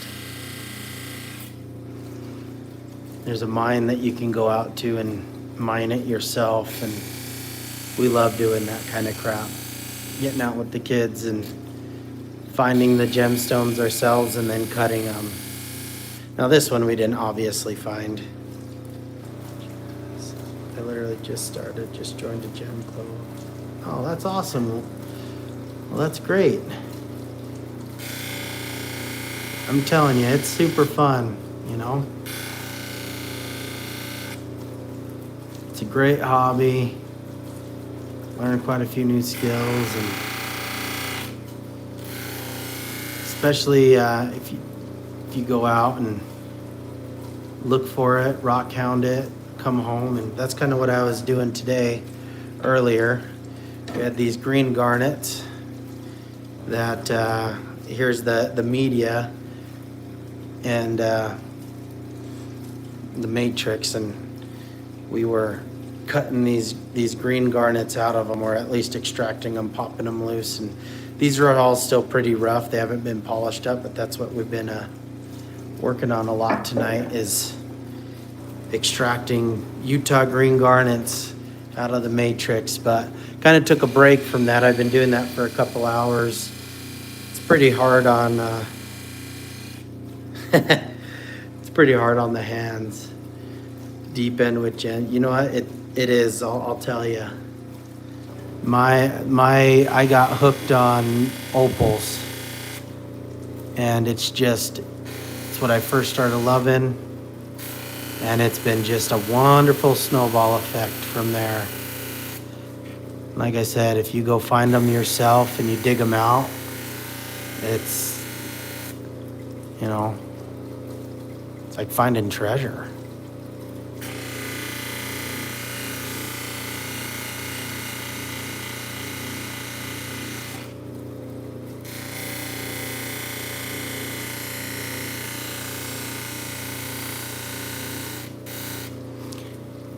I'm gonna dry this up. I need to see if it's ready to go over to, we're in pre-polish. I wanna see if we're ready to switch over to polish. So what we're looking for, you see those deep gouges, and that's what's hard on these big stones. So if we look at this, you see it kind of dips. You see some of those deeper scratches from the diamond wheel. So this stone, I have a couple decisions to make. One, and it won't be tonight, this would take me hours just seeing that dip. Because every facet like that, let me dry it out. Every single facet that has a dip, you've got to get it down. If you want this beautiful and shiny and without any grooves, you got to get it below that wheel. You can see it right there specifically. If you guys look, it kind of dips right there. That's gonna take me a long, long time. So the option is, because I already plan on cutting this stone up, is leaving it as is, which gives me enough clarity to kind of plan this stone out anyways. And then cutting it up and changing. Let me change up the color so you guys can really see the beauty of this stone. I turned up more daylight, natural light, or not natural, more of a daylight color. You can kind of see it's a nice, beautiful champagne-y, almost beer color, I would say, amber.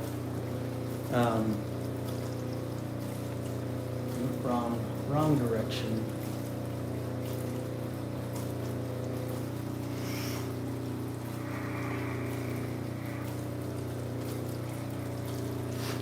So what I'm most likely going to do is I'm going to cut this into small chunks because I plan on making a couple rings and earrings out of it. And then polish those smaller stones, because trying to polish each one of these facets to a near finish just to cut it up take me, take me at least a full session. And I don't want to do that. Look at just that alone right there. I could spend half hour trying to get that facet to level out. So I think we're good on what we were looking for, and I'm gonna plan on chopping this up anyways. So we're gonna call that one good for tonight.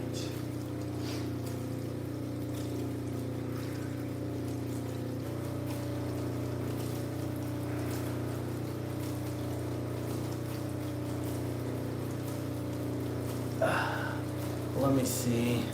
We've got about 20 minutes before I'm calling it for the evening. I've got work early in the morning. Let's see what we're looking at.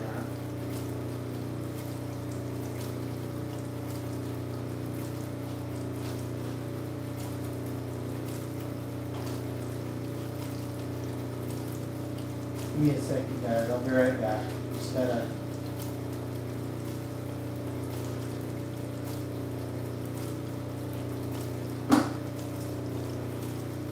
For a stone that we can, you know what? Let's go to pre-polish on this guy.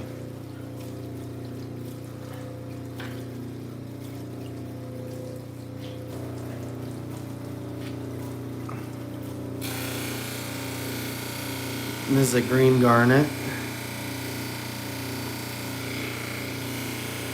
I'm just gonna kind of level this guy out before I call it.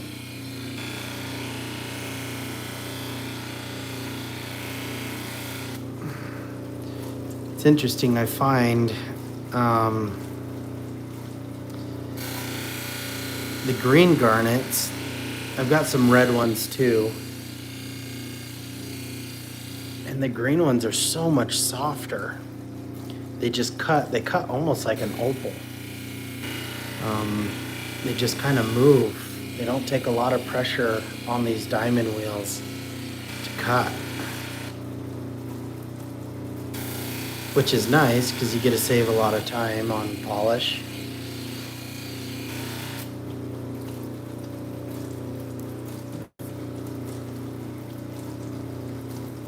But the red ones, they can take hours to get beautiful. Now let me show you one of the red ones I'm talking about. We found these out in Nevada, in Ely, Nevada. These red garnets. And this one that I'm about to show you, it took me probably good,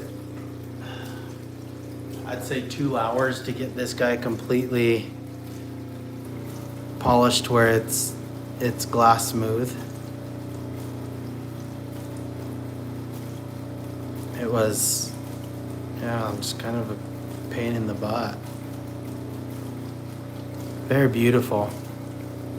Love these ones. They're much smaller than the green garnets too. This is probably one of the bigger ones we found.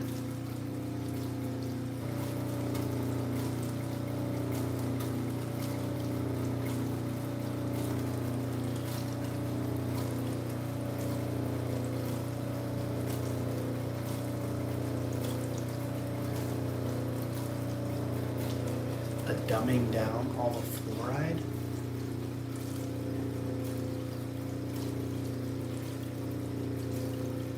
You mean the fluoride they're putting in the water?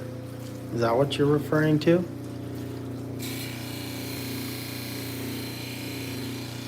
I was referring, if you were hearing me earlier, I was talking about the fluoride, the crystal fluoride. There's a couple different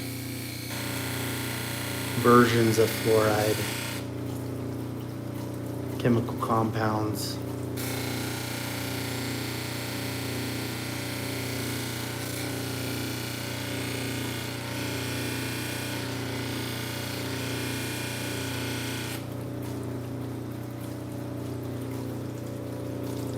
There's fluoride.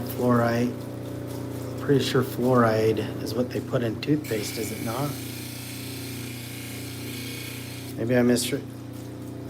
Yeah, maybe I misread what you put in the comment.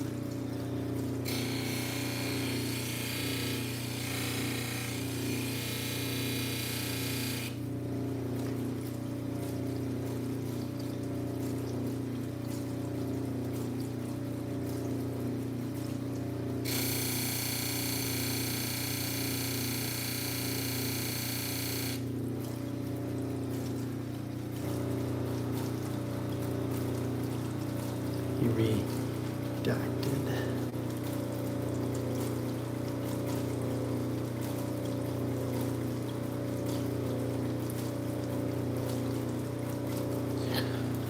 So, you go to learn to facet. One of the easiest ways to make sure that you're not too low is you dry it off, and then you hit it with the light.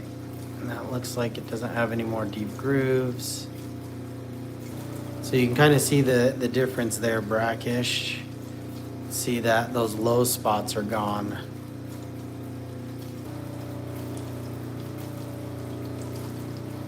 On that side, it looks like it needs to get hit with a wheel.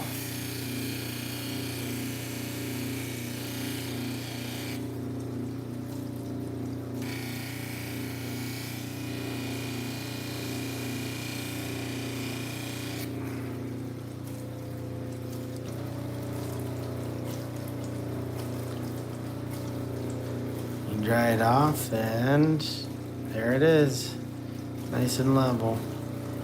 Want to get rid of those scratches.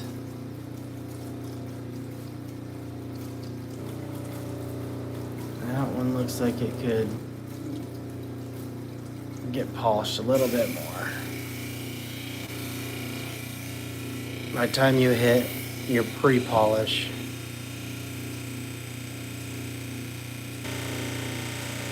RO water, or does it matter? I'm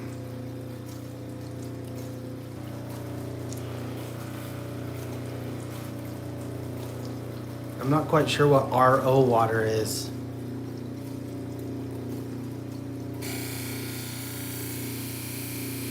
I do use water just out of the tap.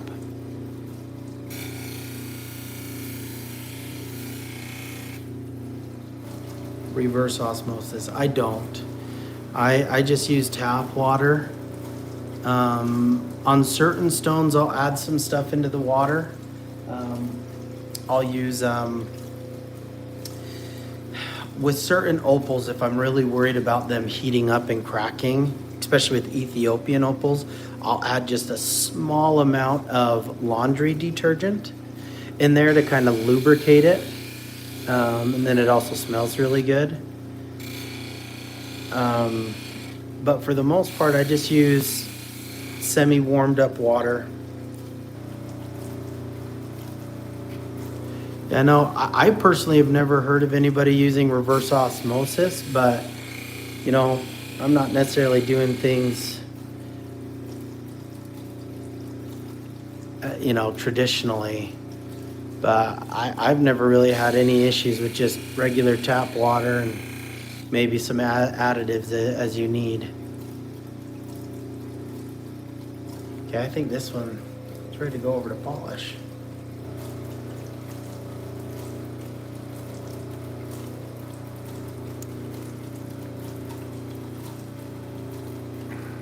Okay, gotta move the phone, guys. 1 second. I'm gonna move everybody.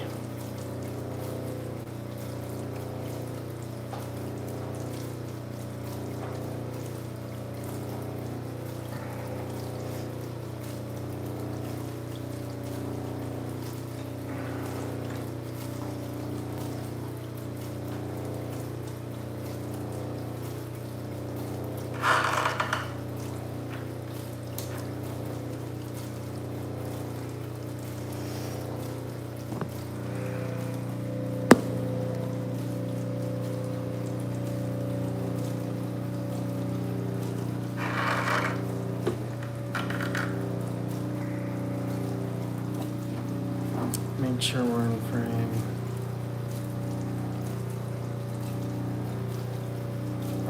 Oh, I see what you're saying. Yeah, you know, in that case, you probably would be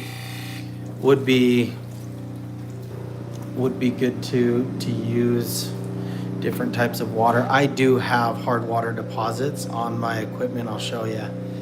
You can see here, you know, that's the calcium. We've got pretty hard water ourselves. That's just the water, but I do have hard water deposits on my equipment. But maybe you taught me something. I never even thought of that. Adding filtered water in to prevent, it makes sense to prevent the hard water from forming onto your equipment. That's a good idea, actually.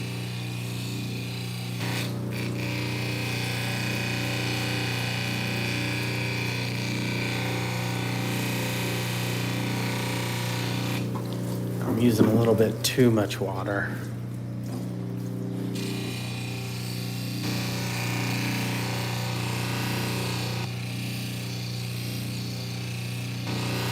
So in this stage, you got to go a little bit slower. You got to kind of let the pad do the work.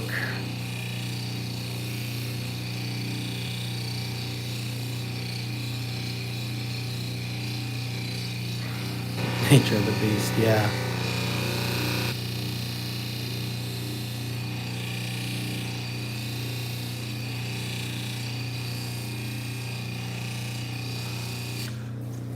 Are you looking at getting a flat disc for your fur? What are you planning on faceting with? Are you looking at getting a lapidary? Or are you thinking of getting more of a faceter flat disc?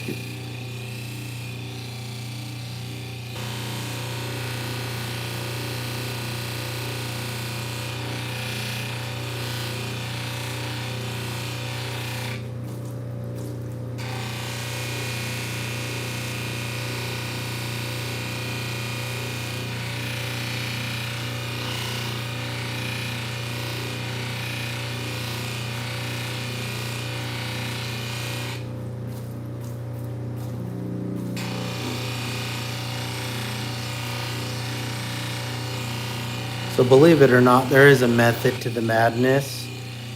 When you work with natural stones and you're keeping the contours of, you know, the facets of how it came out, I usually try and go in a circular fashion and then hit the tables on both ends.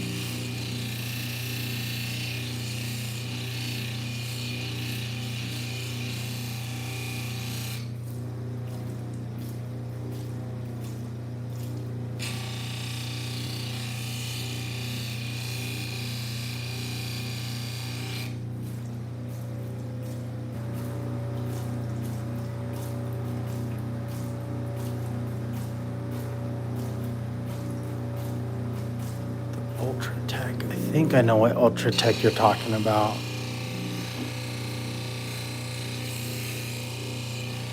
I think my saw that I use to cut all my gems is an Ultratech. I could be wrong, but I'm pretty sure. Is the Ultratech, I think it's got like, it's usually white with like a blue crown or something like that. White with blue letters. I'll have to go check.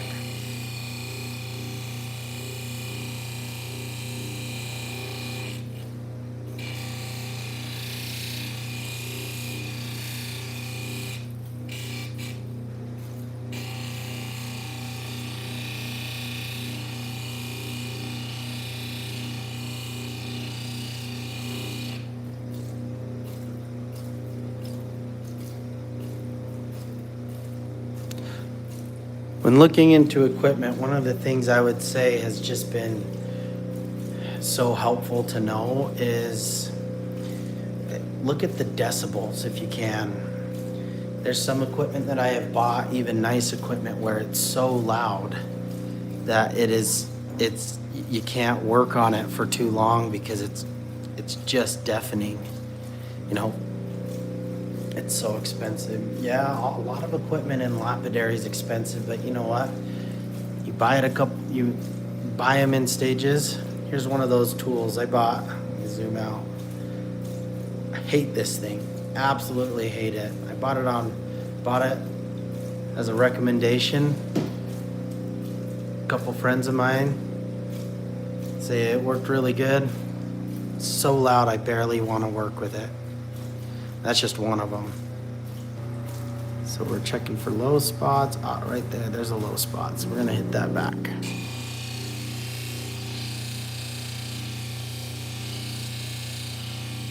Yeah, decibels, believe it or not, you want to make sure it's not so loud that you know, the drone itself makes it so that you don't want to enjoy your hobby. Because I've looked at I had a friend that got a rock cutting saw, and he was telling me how much money he saved. He got it over at Harbor Freight, and I went over to his house to use it, and it just about deafened me. I was like, I mean, I don't know how you use this every day for fun. Like it blew my ears out.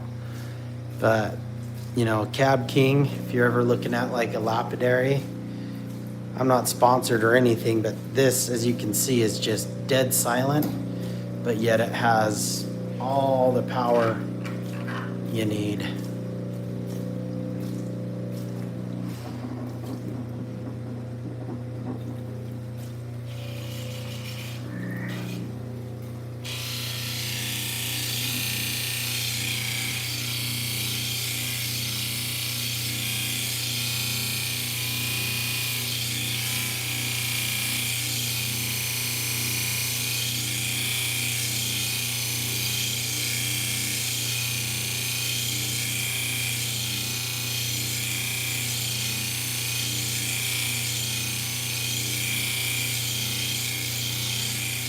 And this is kind of the once you get past, you know, your polish and you get more into your fine polish, is when it starts to get a little bit, you know, just kind of relax and enjoy it. Trying to explain the noise, that's right.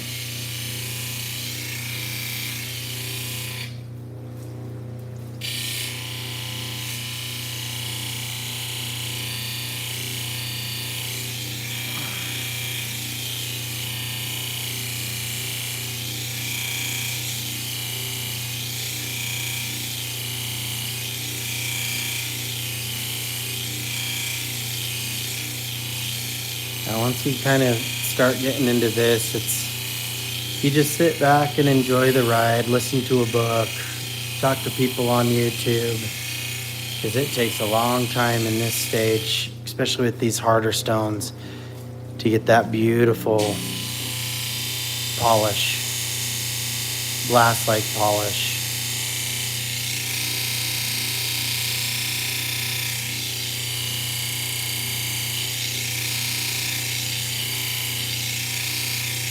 And that's not with every stone. Now look at the clarity that we're already getting out of this.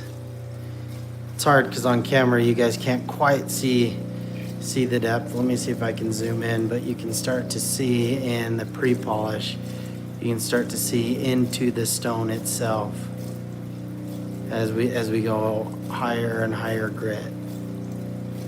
So that's when you start to see the glass, and the stone really starts to, you know, come alive, I guess you could say.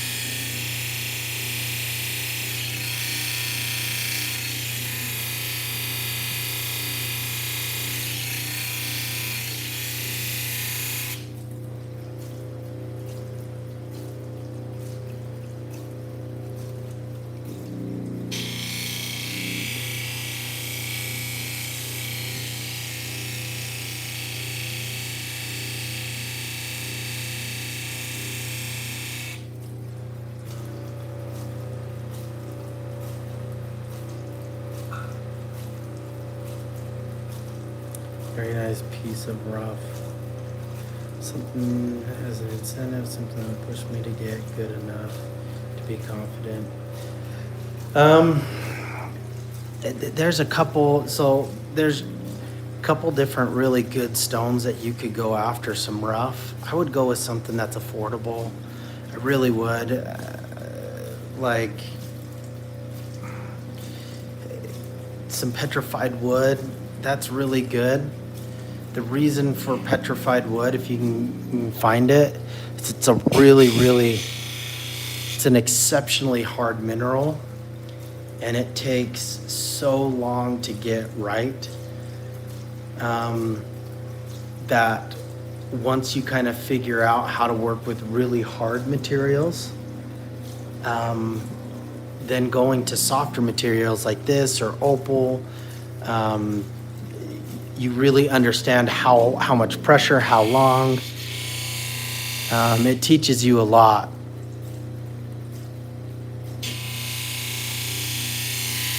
That's a really good one to learn on. That or even like some agate. Agate's really good to learn on because it's still really hard. It's a really hard mineral. It's everywhere. I mean, go in your backyard, there's a good chance you'll find, some agate. It's everywhere. And it's very hard, and it teaches you so many different principles. A lot of it is just patience, knowing when to move to the next stage and not moving to the next stage till you know it's going to be absolute glass. I personally learned on obsidian, but it's just because that was one of the very first things we found was obsidian. And I loved it. It was a tough material, but not too tough. But I did learn, the second thing I started cutting was petrified wood. And I'll tell you what, that kicked my butt. But after I got done learning on petrified wood, my next gemstone I started cutting was opal. And it was a dream. I was like, man, I'm never cutting petrified wood again. That stuff is so hard. But I learned so many of the techniques I learned from petrified wood and agate.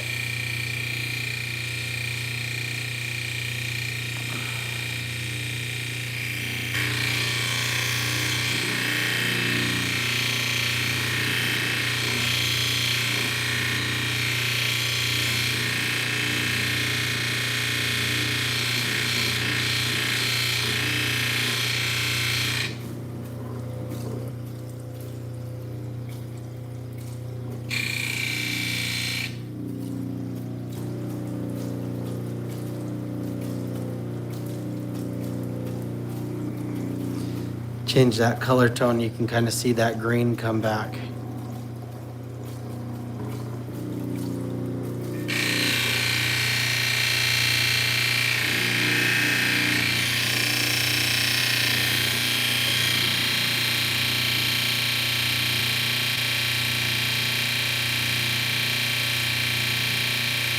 That's right.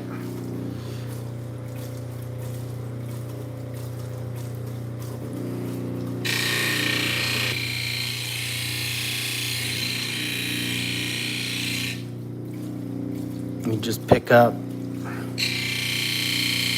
so many different skills when working with the more difficult materials, that when you finally start working with some of those easy materials, you're like, oh wow, things just click together really fast.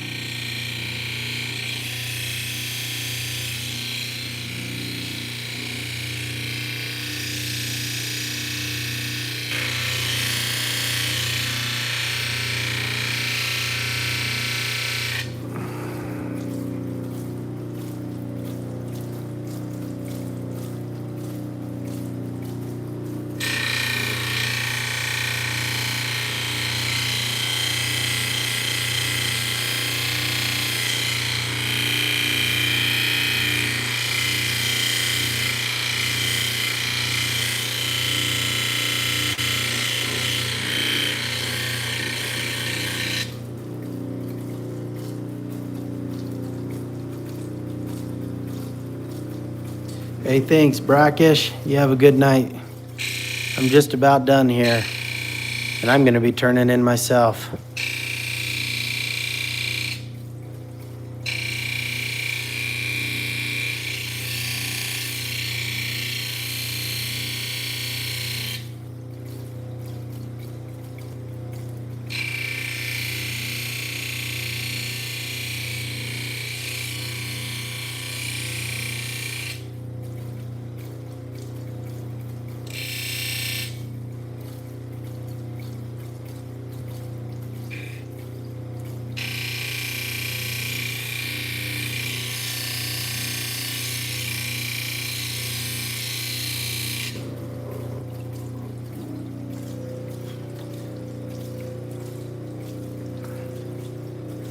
Hey, thanks for that sub. I really appreciate that. You're still here. There she is, pretty much glassy.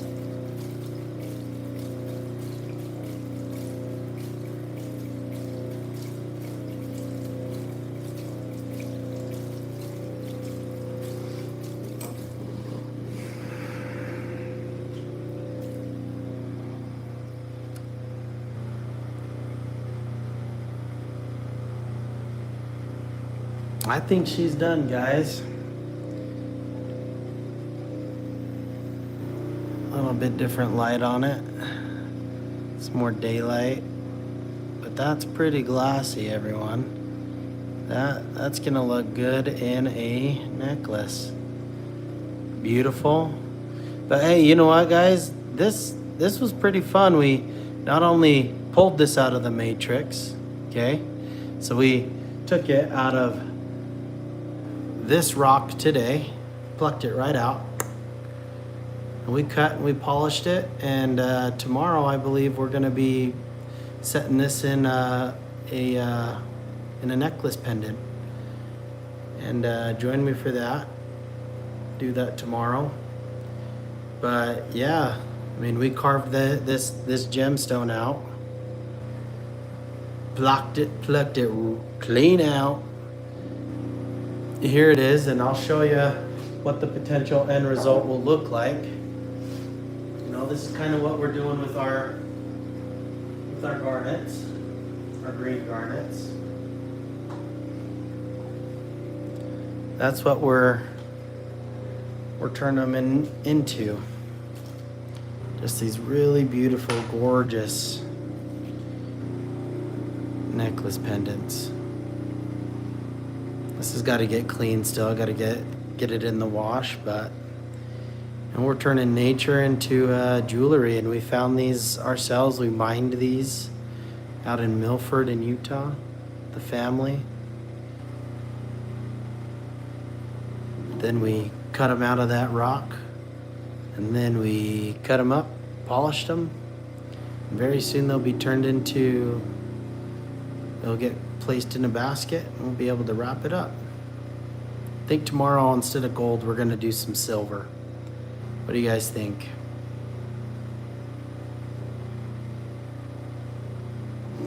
But hey, you know what? Thank you guys for joining me this evening. It's been a lot of you, a lot of subs, 45 likes. Thank you guys so much. That's awesome. This has just been an amazing night. You guys are incredible. Love to see some more comments. Love to see some more subs. Thank you guys, and I'm gonna call it for tonight, and I will see you guys tomorrow. And tomorrow we'll be setting these stones. Good night, everyone. See ya.